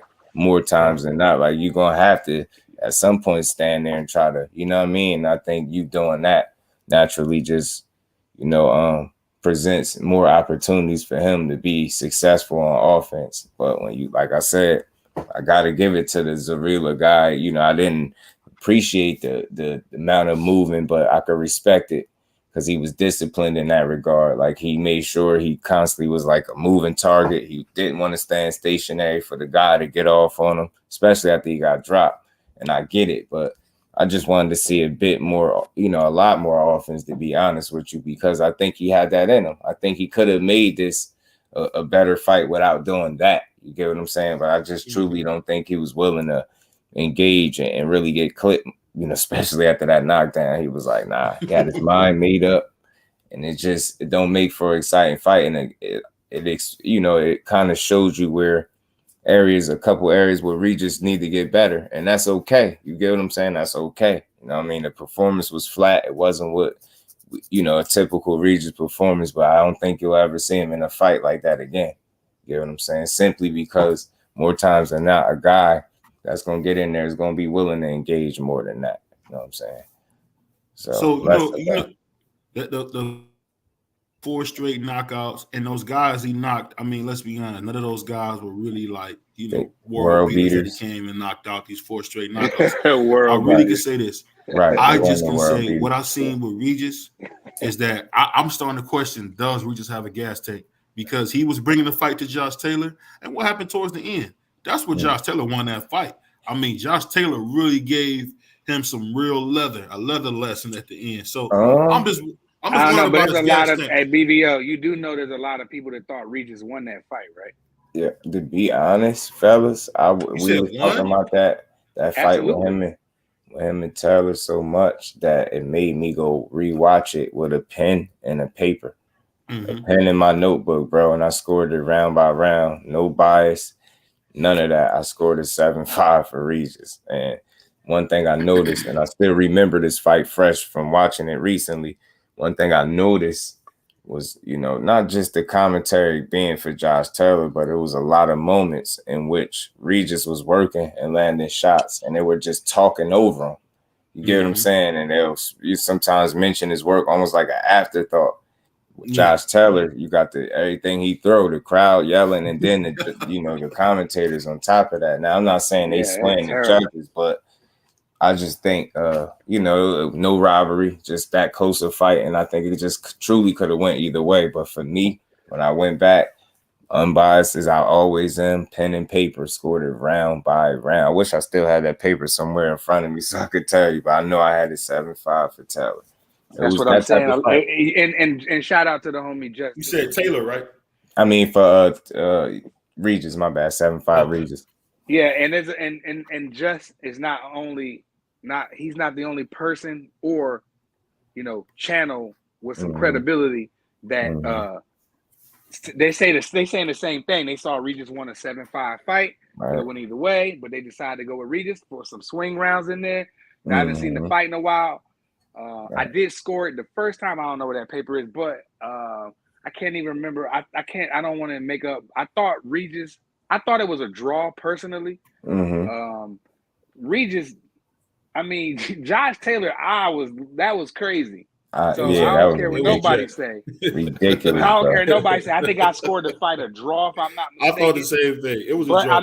I'm not mad at Regis he did give away some late rounds.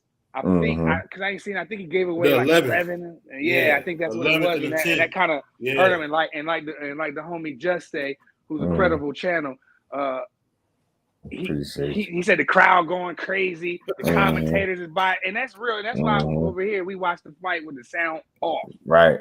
I had to tell BBO on one of the fights, yo, you got to go back and listen to the commentary. It was crazy. I think it was against Devin Haney and Lomachenko. Oh, it was garbage. It was the commentary the worst I ever heard. What I do it was terrible, man.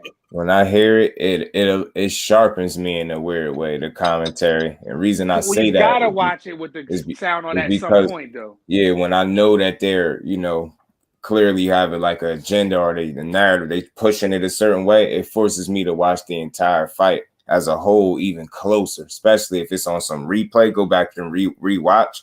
It makes me watch even harder. You get what I'm saying? Because I know what they doing. So it's like being that they're doing that, it forces me to, pay twice as much attention to what's in front of me.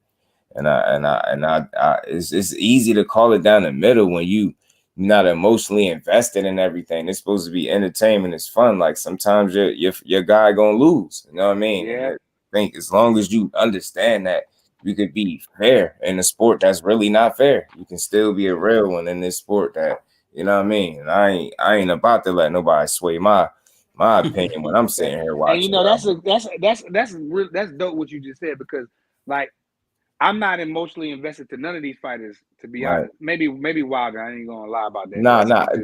It's cool to a degree, but you're not gonna fanboy for him. You get what I'm saying? Right.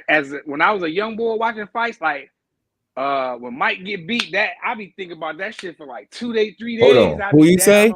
Mike Tyson?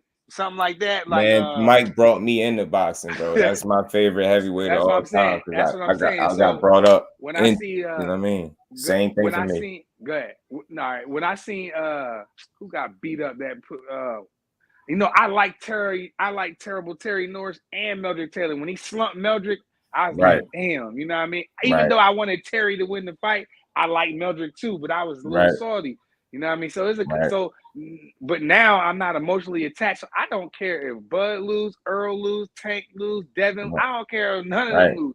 Only person I care lose is Wilder. I'd be like, damn, that has the same effect to where when I was a young boy and Mike lost, Right. you know what I mean? I was salty for like a day or two. Man, you know what I mean? Mike, me and you both, I bro. was Mike, salty when Mike was lost, boy. if you beat Mike back in the day, bro, like me coming up, like you beat Mike, I did not like you when I was young. Salty. The Holyfields, the Lennox Lewis, bro, whatever. I hated Buster Douglas. Who hated you dudes, man? I had to get a little older and understand the sport better to realize just how good Holyfield and Lennox Lewis was.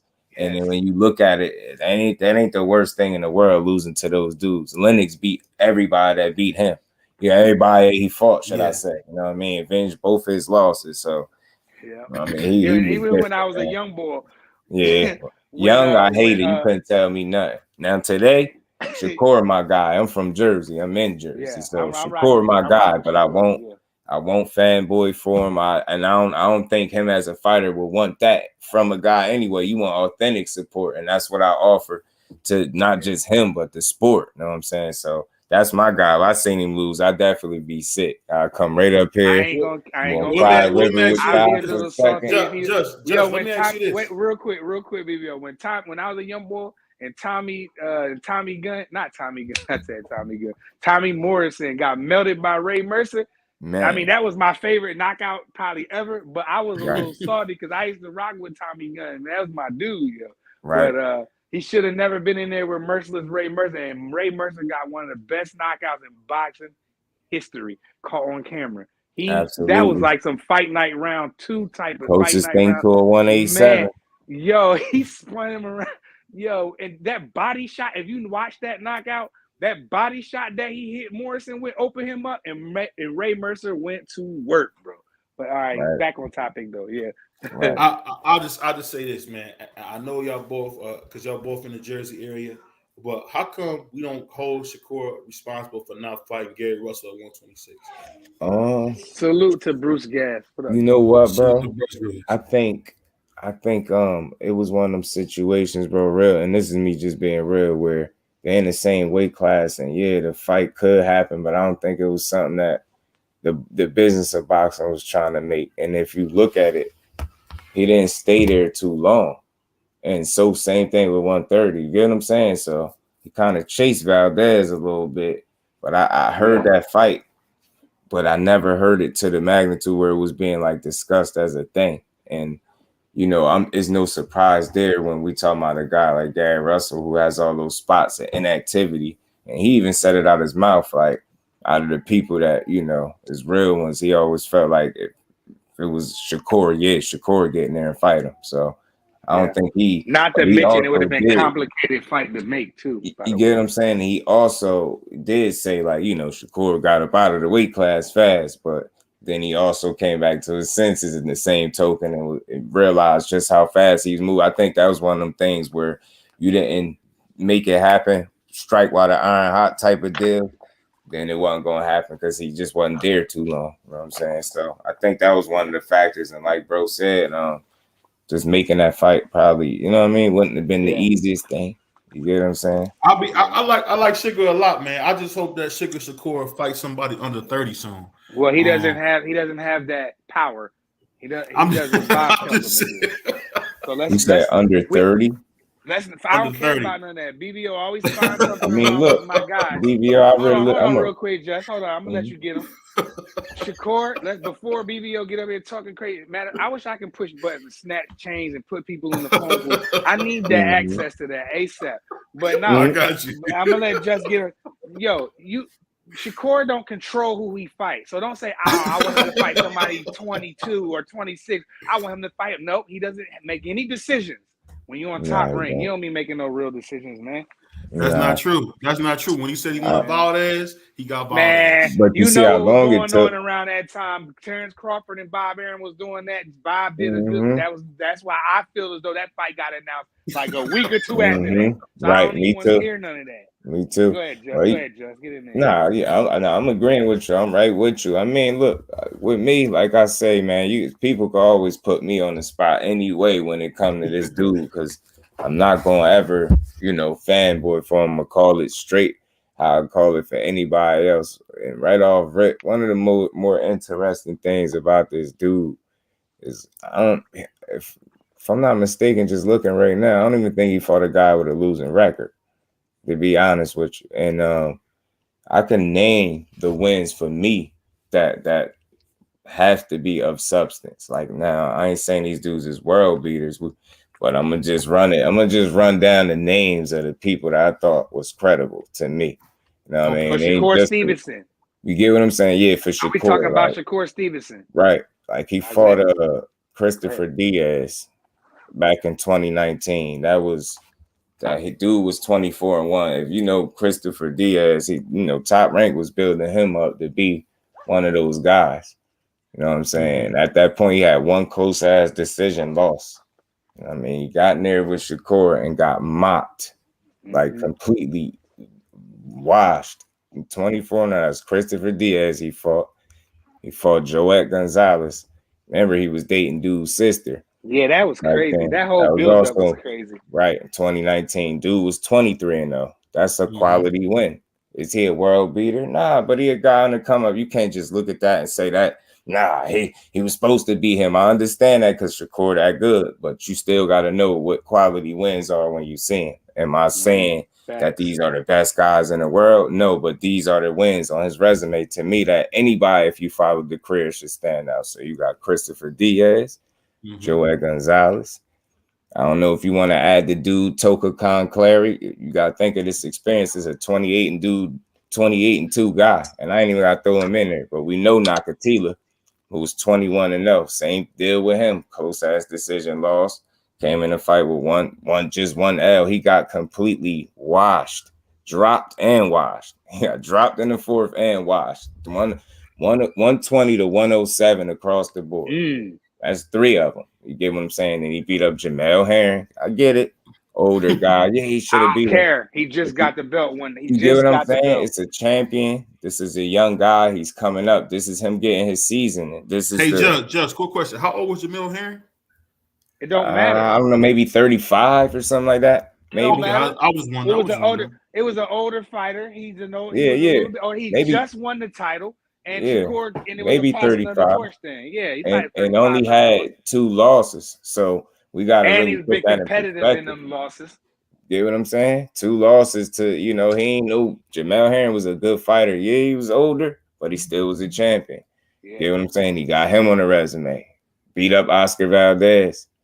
You get what I'm saying? That was 30-0 right there. You already know the story. Quick question. How old was Oscar Valdez? I don't know. But he wasn't no 30, old. Is he 30? And again, if you trying to, that's experience. That ain't a washed up guy. He undefeated at the top of his game. He was coming off one of the biggest wins of his career. Look what he just did to Miguel Berchelt. The one that before Shakur.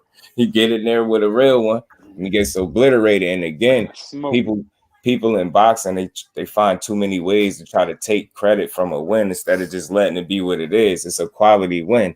And is a champion at that.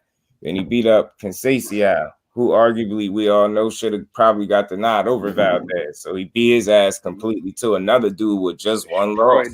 How old is Conceição? Then he got his welcome to the division fight with Yoshino. So you ain't even gotta count that. But I just threw about 5. I'm counting it because he get what I'm saying? And did everything that I told my brother BVO. That he did everything I told my brother BVO that he wasn't going to do. He's going to move up. He's going to be stronger, and he's going to stop this guy up and get him out of there. And I was at that fight, and I remember I was at his last 2 fights. I was at the Conceição fight. Now let me ask you something, Jess. Are you going to be at the fight in Atlantic City? AC? Man, I'm thinking about it because I'm out there regardless if I go to the fight or enter. I'm definitely the ticket's only a B. So I gotta see who else wanna. I want to see if my bro want to go with me. Maybe my bro and my cuz, man. I like to have somebody with me, but I definitely want to go to that one because that's right up my wheelhouse. That ain't too far. I slide to the fights with whoever, male, female. Right. I don't worry about none of that stuff. You know what I mean? met some of the family the last time when we was at Shakur Stevenson fight for Yoshino. Word. You know what I mean? And it met some solid people, man. Good people that's from the from this YouTube space, man. Some solid people out here. But Well, yeah, that's what I'm man, gonna be like out there looking for. You again, can catch BBL, prize fighter at the fight. just to For finish sure. up real quick, I ain't want to be too long, but those are wins to me of that are of substance. But people will still tell you that man fought 20 nobodies, and I can't level with that. I can't.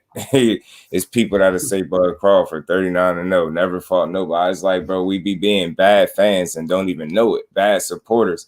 You got to know what a quality win is when you see it. You got to understand the maturation process that need to take place with these fighters, dude. You don't just go from, nothing to, you know what I mean? Everybody, that's not realistic. But But what you see, have with Shakur is somebody that could potentially be a generational talent.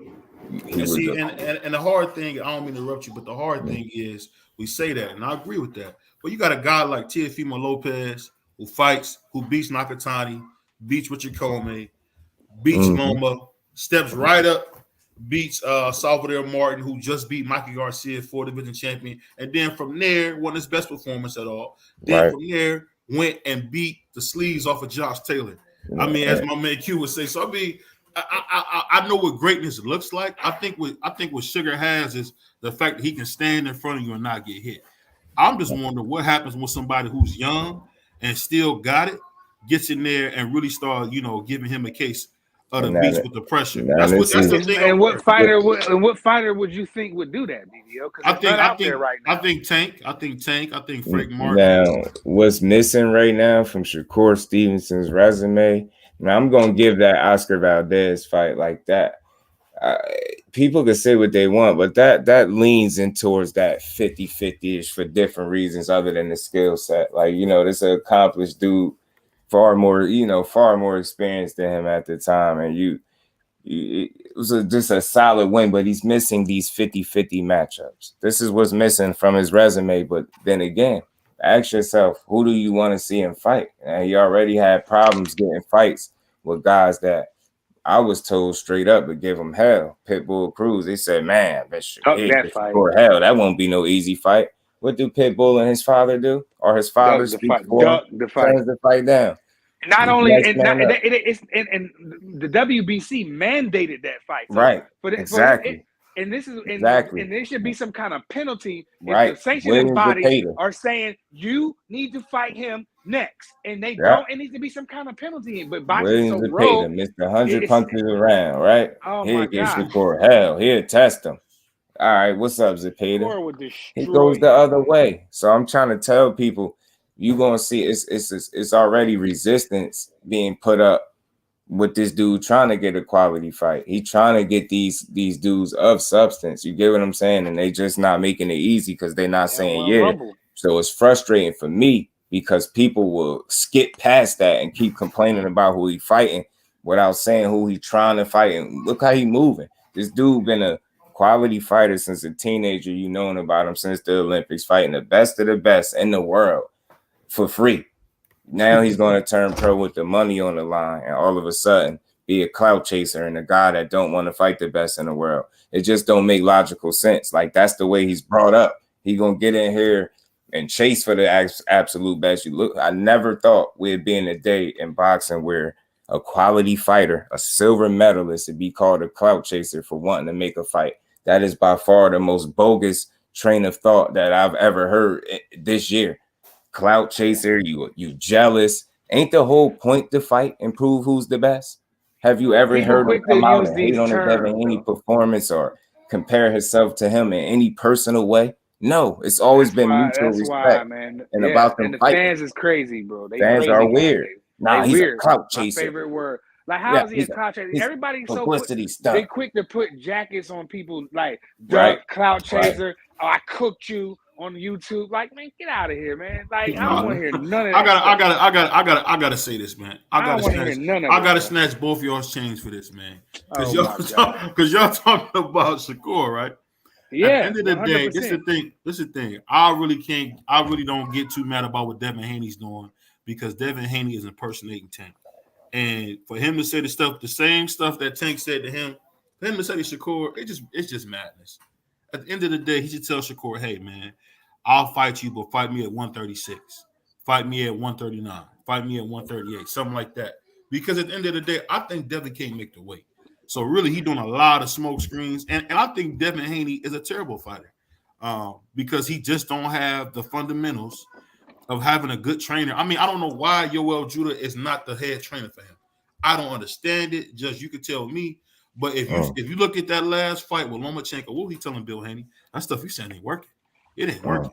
So what I'm saying is, and unfortunately, Sugar Shakur is dealing with the fact that he can't get Devin Haney to get out of his own way and get that big fight.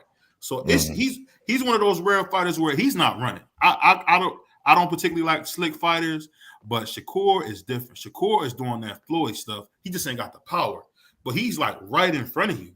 And I've never seen a guy like when he's fighting Valdez, man, Valdez couldn't hit him. And Valdez, he was right in front of him. So, I mean, I think once Shakur gets that fight with Devin Haney and beats Devin Haney and then loses and then maybe fight Tank, I think he's the only guy that might be able to beat Tank at 135. I just think at some point, I think Shakur got to just forget that he used to be a champion and beg to get fights like Frank Martin. Beg to get fights like Michelle Rivera. I don't know. Nah, because you look at it like this, right? I mean, hopefully Tank and Ryan get made, you know, influence a lot more people to try to entertain and influence them to make these cross-promotional fights, right? But when you a quality fighter and you trying to get in there with another quality fighter, I feel like nobody should have to force, beg, convince, none of that. Because when two guys want to fight, according to what fighters say out their mouth, right? When two guys want to fight, that fight gonna happen. I don't feel like you should have to jump through an extra hoop, be on your best behavior, and none of that weird stuff, right? I just think at the end of the day, man, what we got in Shakur is a generational talent. Now he got to prove it, right? But you just got to pay attention to what's going on and why is it already hard for him to get fights. That I think if people really pay attention to that, you will see what some people just want to ignore, and it's more comfortable to call him a clout chaser and fake and a sucker and you know all this other stuff. It's easier to run with that and push those narratives than to say, damn, that dude been quality since a jit, pretty much, right? We known about this dude since the Olympics. We knew about this dude in his pro debut. We watched the maturation process. We watched him be a top fighter at 126, snatch a belt. Watched him jump up to 130, become a unified champion. We watched him make his first mistake, staying there too long, losing his belts on the scale. Took accountability, said, I signed the contract, should have made the weight. That's on me. Moved past that, went out there and absolutely beat the hell out of Conceição. Went to 135, got his welcome to the division fight, and he's right on par. He calling for the right fighter. You get what I'm saying? I don't think he want to fight Devin Haney because he can't make the weight.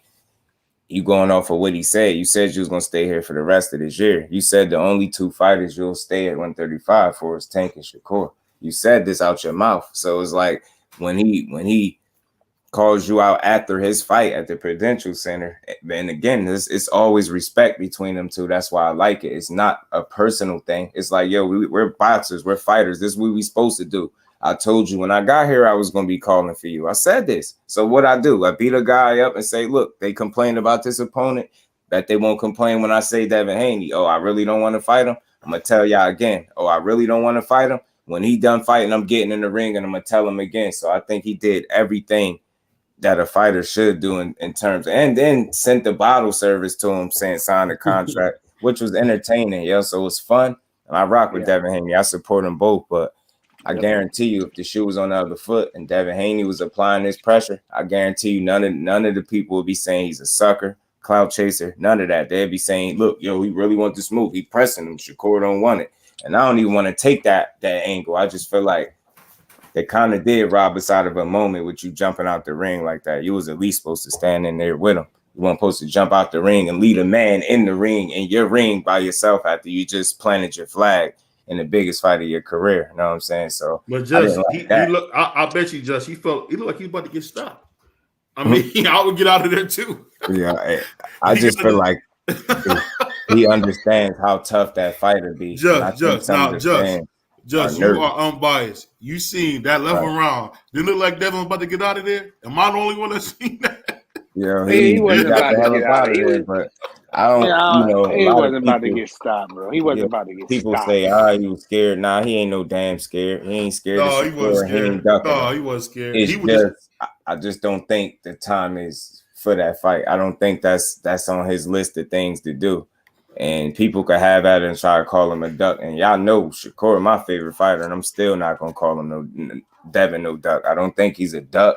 I just think, a lot of times as young fighters, they say things to appease the fans, and they really want to satisfy the fans when they say speak and make certain statements. But I've said this before, not trying to give them an out. Sometimes when they speak, they be speaking as an individual, but when you really look at it, that decision that they're speaking on is going to be made as a team.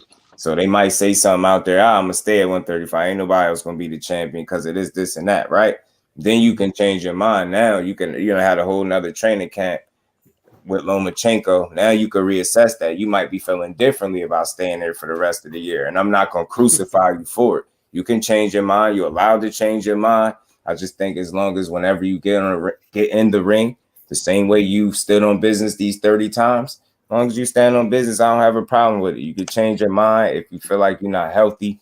No more, it's not healthy for you to make 135. I'm not selfish to the point where I want to see Shakur fight Devin if he's depleted. I would much rather wait. If I got to see him depleted versus waiting and seeing him be 100% of himself to see the fight, then I'll wait because I don't want to see. I can wait the 140 to see that fight. You I know don't what I'm have to see saying? that I fight don't want right to see now. a depleted Devin Haney. I ain't selfish like that, and I'm not in a rush. I ain't like praying on his downfall, but I rock with my boy, and I think he gonna beat him when they fight. But that's just me. I ain't mad at that. The sparring Can was I- entertaining to me. It was really, real quick, BBO. The sparring was really entertaining, and it was close. It looked like that's how the fight is gonna look, just like that, similar. Devin, I think he should just. He's afraid of the people going to call him this duck and this, and he running from Shakur, he running from Tank, da da da. And Devin, so he's kind of lingering. He hasn't relinquished the belt, so he's kind of lingering to see what's the best not opportunity, best move for him. We all see it that he doesn't look healthy at 135. That Cambosa's weighing. I was worried about Devin out there. Like, damn, he looked not worried for him losing, worried for him his health. Like, yo, he looking crazy right now. And he all the way out there. What they do to him? So he looked the same way this fight. Real quick, hold on, let me finish. And then the fight after that, the Lomachenko fight, we didn't even get to see him how he looked then. So they pulled that fast one on all of us. So I think it's time for Devin just to go on to 140, go on there and get in there with Regis. That's the best fight for him. If he goes in there and wins, sky's the limit as the show moves on. Tranky rolling. And if he loses, it's still okay. Right. He got some quality 140. If he lose to Regis, it's okay.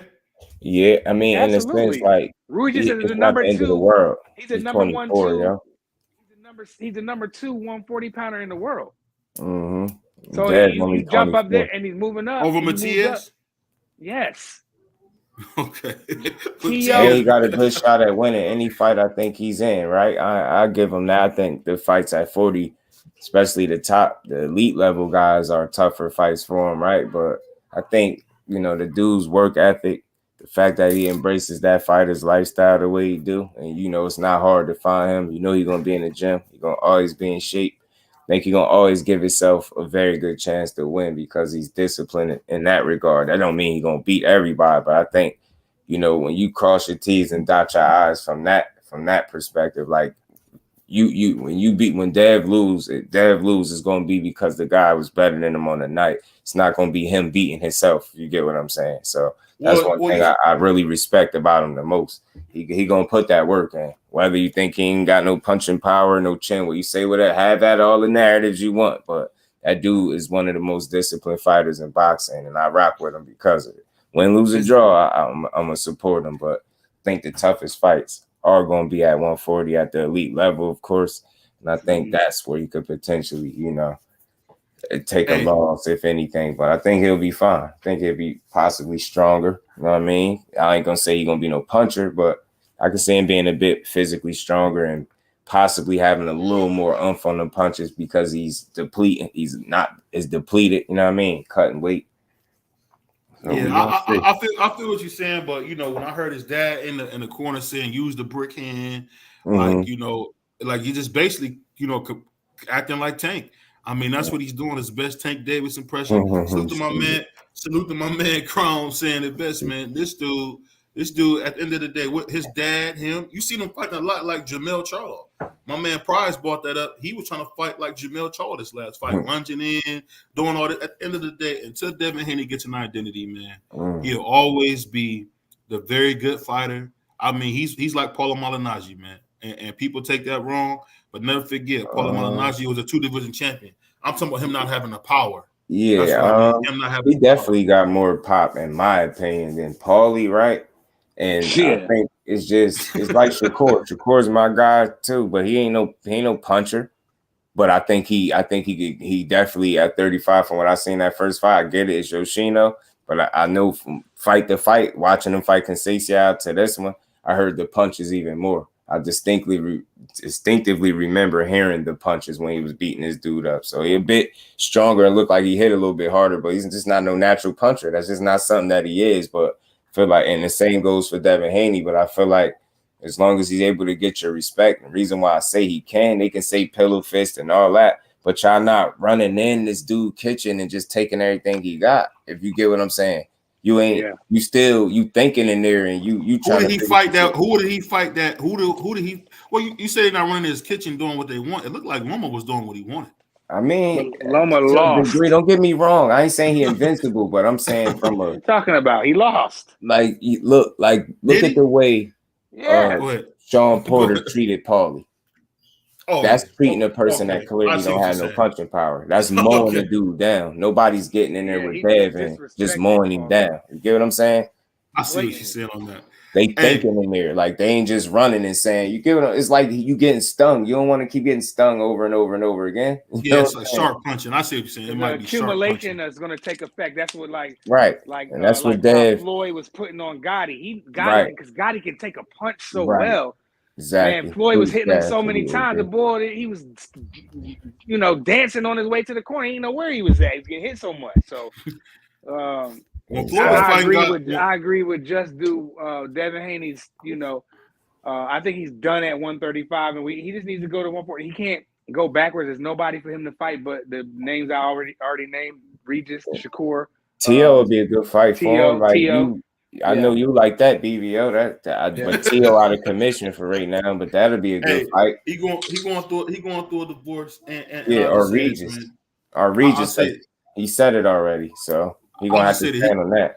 he gonna get in the ring with one of those guys. But if he got in there with Tio, unfortunately, I mean Tio would really hurt him.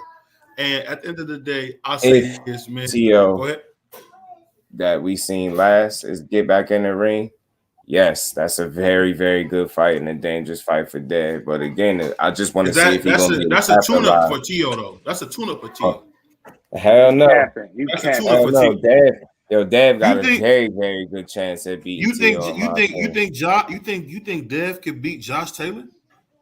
Yo, listen to me. Feel me, Yes. BBO. This version I of think Josh Devin can beat Taylor, anybody at this 140. this version of Josh Taylor, and why I'm saying this version, because the last two times we've seen him in the ring, Yeah, it got Catterall, me not they're not the questioning same. if he's still elite. And I know that might be like, oh, snap. It got me questioning, did his prime come and go? Did he become too complacent and it bit him in the ass? And it's almost like he's Or trying to get back let me jump in there, Just. Or to is form, but he he just can't. too big?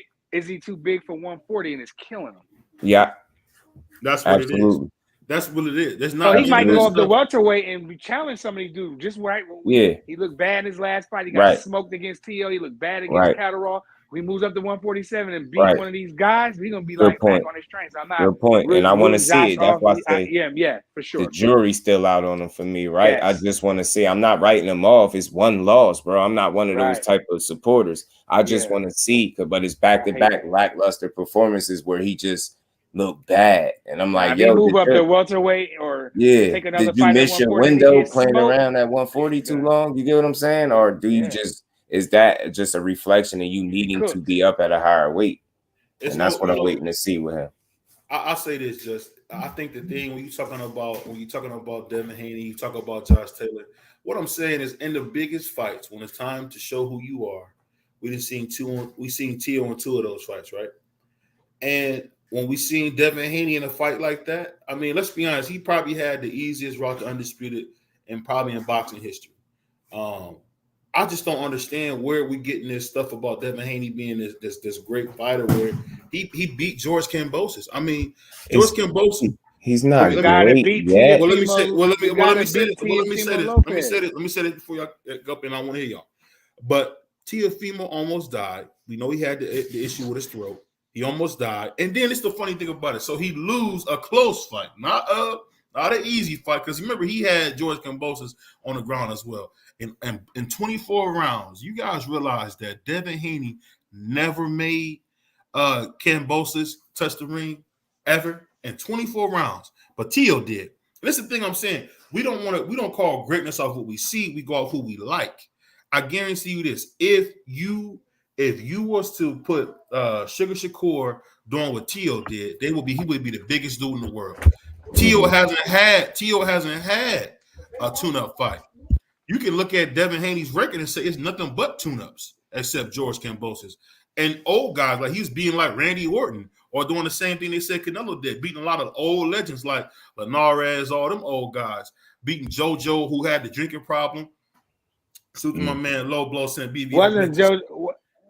Get out of here, bro. He said BBO making an excuse. No, BBO. Man, did you smash the like? Did you smash the like button when you coming in this house talking shit? Hey, but that goes back to what the homie just said. You got to get those are quality wins. Linares is a quality win. Does he have more? Who has a better resume, Tio or Devin? Nobody's arguing that, but you're just trying to make it like Devin is just washed. I didn't say he was washed. I'm telling you, or he's just he's overrated. He's overrated. How? I think that everybody's rating him like, the way he's supposed you know to be what he rated. is? I'm gonna tell you Nobody's what he saying is. He's a superstar. Everybody's saying he's undisputed. He's the Chris Paul. He's the Chris Paul. Chris Paul don't got no rings. He's the Chris Paul because Chris looks great. Chris looks great. Never been to the finals, but he's not. No, he's been to the finals. He got beat up. He lost his title fight. But let me ask you this: that's a terrible analogy. That's the perfect analogy. When did Devin Haney have a big fight and win? Devin got a ring. If this was basketball, Devin Haney got a ring. He got a ring, but guess what? You can say, let's say it like this. He was the quarterback to the Super Bowl. Let me say this. Think about it. Lomachenko got robbed that night, and you won't even keep it real. Lomachenko got robbed that night. Lomachenko lost. Just think about this, BBO. What? You know why I don't? Another reason why I don't have a problem with Loma losing that fight, because he's on record telling us he let his foot off the gas in the 12th round. You know what that says to me, the viewer at home? You didn't even give it 100%. So with that being said, I'm not mad that you lost a fight that you in the biggest fight of your life was for what you've been fighting your whole life for, to become undisputed. You thought it was a wise idea to take your foot off the gas in one of the championship rounds. Not only one of the championship rounds, the last one, where you leave the lasting impression on the judge, and you decided in the fight that you knew was nip and tuck and back and forth. Yeah, you know what? Let me take my foot off the gas. That makes sense. And that's all I'm saying. From that standpoint, he didn't give us and himself the best chance to win because he didn't give it 100%. So I don't have a problem with you losing. And that's why he cried it back there. Not just because he lost. It dawned on him like, man, I knew I should have did more. I'm telling you, that's just me. That's my opinion. I really think he was like, damn, I knew I should have did a bit more. I think so too. To ensure I could have won this fight. He did the same thing he did against Teofimo Lopez. He did. The first. But y'all keep cooking, man. I got to make a run, BVO. Oh, do you think? I appreciate you coming through, man. I already know. Hey, make sure y'all follow the homie Just Do Boxing. He got a dope show. Everybody over there be chilling. I'm gonna stay tapped in to y'all, back. I need my wrist back. BVO, I got you, Brody. I know I'm black. I know I'm a black man, but I need my wrench. We all black, man. Hey, title. I don't know if my man just don't like my son too. Yeah, he stole my title. BVO was on one day. I was like, he crazy. BVO was going in one day. I'm like, God damn, BVO. It was because of Ryan. I know, because I like Ryan that day. But it's all love, man. Oh yeah, you my guy, man. Appreciate I'm gonna stay tapped into y'all, bros, man. Y'all keep cooking. For sure. All right, do your thing, man. Appreciate you. Already know. It was the same fight, basically. Real quick, it was the same fight. He didn't fight the first half of the fight. He won a couple rounds in the late, and he won 11th round. He took his foot off on the gas. He lost the fight. I don't understand what is people. It was an uproar that Devin Haney won the fight, and that was so many casual fans. You got rappers that be all pilled up, whatever they on, just talking crazy. They don't know nothing about. Hold on. I don't care nothing about Nelly. Nelly, the dude who went diamond. My bad, he went diamond. I don't know if that counts. That don't mean he knows about boxing. Diamond. It so means nothing. Let me say this, Mike Lord. He went diamond, and he said, "You know what? I'll never give boxing another piece of my money because they stole that from that kid." Because you don't know what the fuck you watching anyway. So peace. Where did you come from anyway, Nelly? Why don't you go sit down somewhere? Nobody was thinking about you. You had to make some headlines. Everybody else doing it dirty. Let me do it dirty. Man, get out of here, man. Nobody tweaking off Nelly, man. Nelly, man, get him out of here. Man. What are you talking about? Hey, what he sold. Hey, man. All I can say is this, man. All I can say is you caping out for this dude. Man, whatever, man. No, I'm putting respect on his name. There is no respect to put on it. At the end of the day, he's a paper champion. He's an email champion. God. Got the belt emailed to him twice. He beat your favorite fighter. Oh, he ain't beat T.O. He beat T.O. Who he beat? I mean, he beat the man who beat your man. Okay. Your man lost. You just said, and I believe on one of the shows, you said Cambozos was a bum. He is. Okay, your man's lost to a bum. He did. Okay, so get out of here. What are you talking about? I mean, and we gave Tiafimo credit. You know, if I were to sit down, because I haven't, and how many bums did Roy Jones lose to? Your guy. How many bums did your guy lose to? Your guy. Yeah, Roy. In his how many No. How many bums did Roy lose to? Overall, man, I'm not putting a bunch. And Roy was your guy. And that's what Roy was one of the greatest fighters ever. He's one of the most athletic.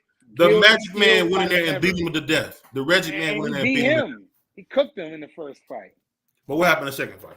All right. Well, he shouldn't have been going up to heavyweight, light heavyweight. He's doing too much. So he got his ass knocked out. I mean, what do you want me to say? Hey, Roy Jones is one of the greatest pound-for-pound fighters that we have ever seen. One of the most gifted, athletic. Nobody couldn't do nothing with him. And if he was fighting today, didn't that dude that he beat would smoke everybody at 168. Hold on. Didn't the guy that was cleaning pools? And he could go. Didn't that guy who was cleaning up the pools? I don't know. Didn't the guy who was cleaning out the pools beating? Cleaning out the pool. What was that dude? It was Montel Griffin. Oh, you talking about recently? Talking about back in the day. I ain't talking about nothing he do recently. That man, that man older than he's my dad. He's my parents' age. I'm not talking about. Well, come on, he's my parents' age. I don't care. I'm talking about when Roy was pound for pound number one. He would smoke anybody at middleweight. Right now, he'll smoke anybody at 168. Right now, he'll smoke everybody at 175. Right now, and he would dominate all the cruiserweight, and he probably could go up there and win a heavyweight belt. Against who? Not Tyson Fury. Man, he would smoke damn Alexander Usyk's ass. He wouldn't beat Tyson Fury. Man, Tyson Fury is come on, man. Man. Tyson Fury probably he's too big for Fury, way too big for Roy. But what about Deontay Wilder's too big for Roy too. Okay. But anybody, no Joyce, smoke him. Baby Anderson, smoke him.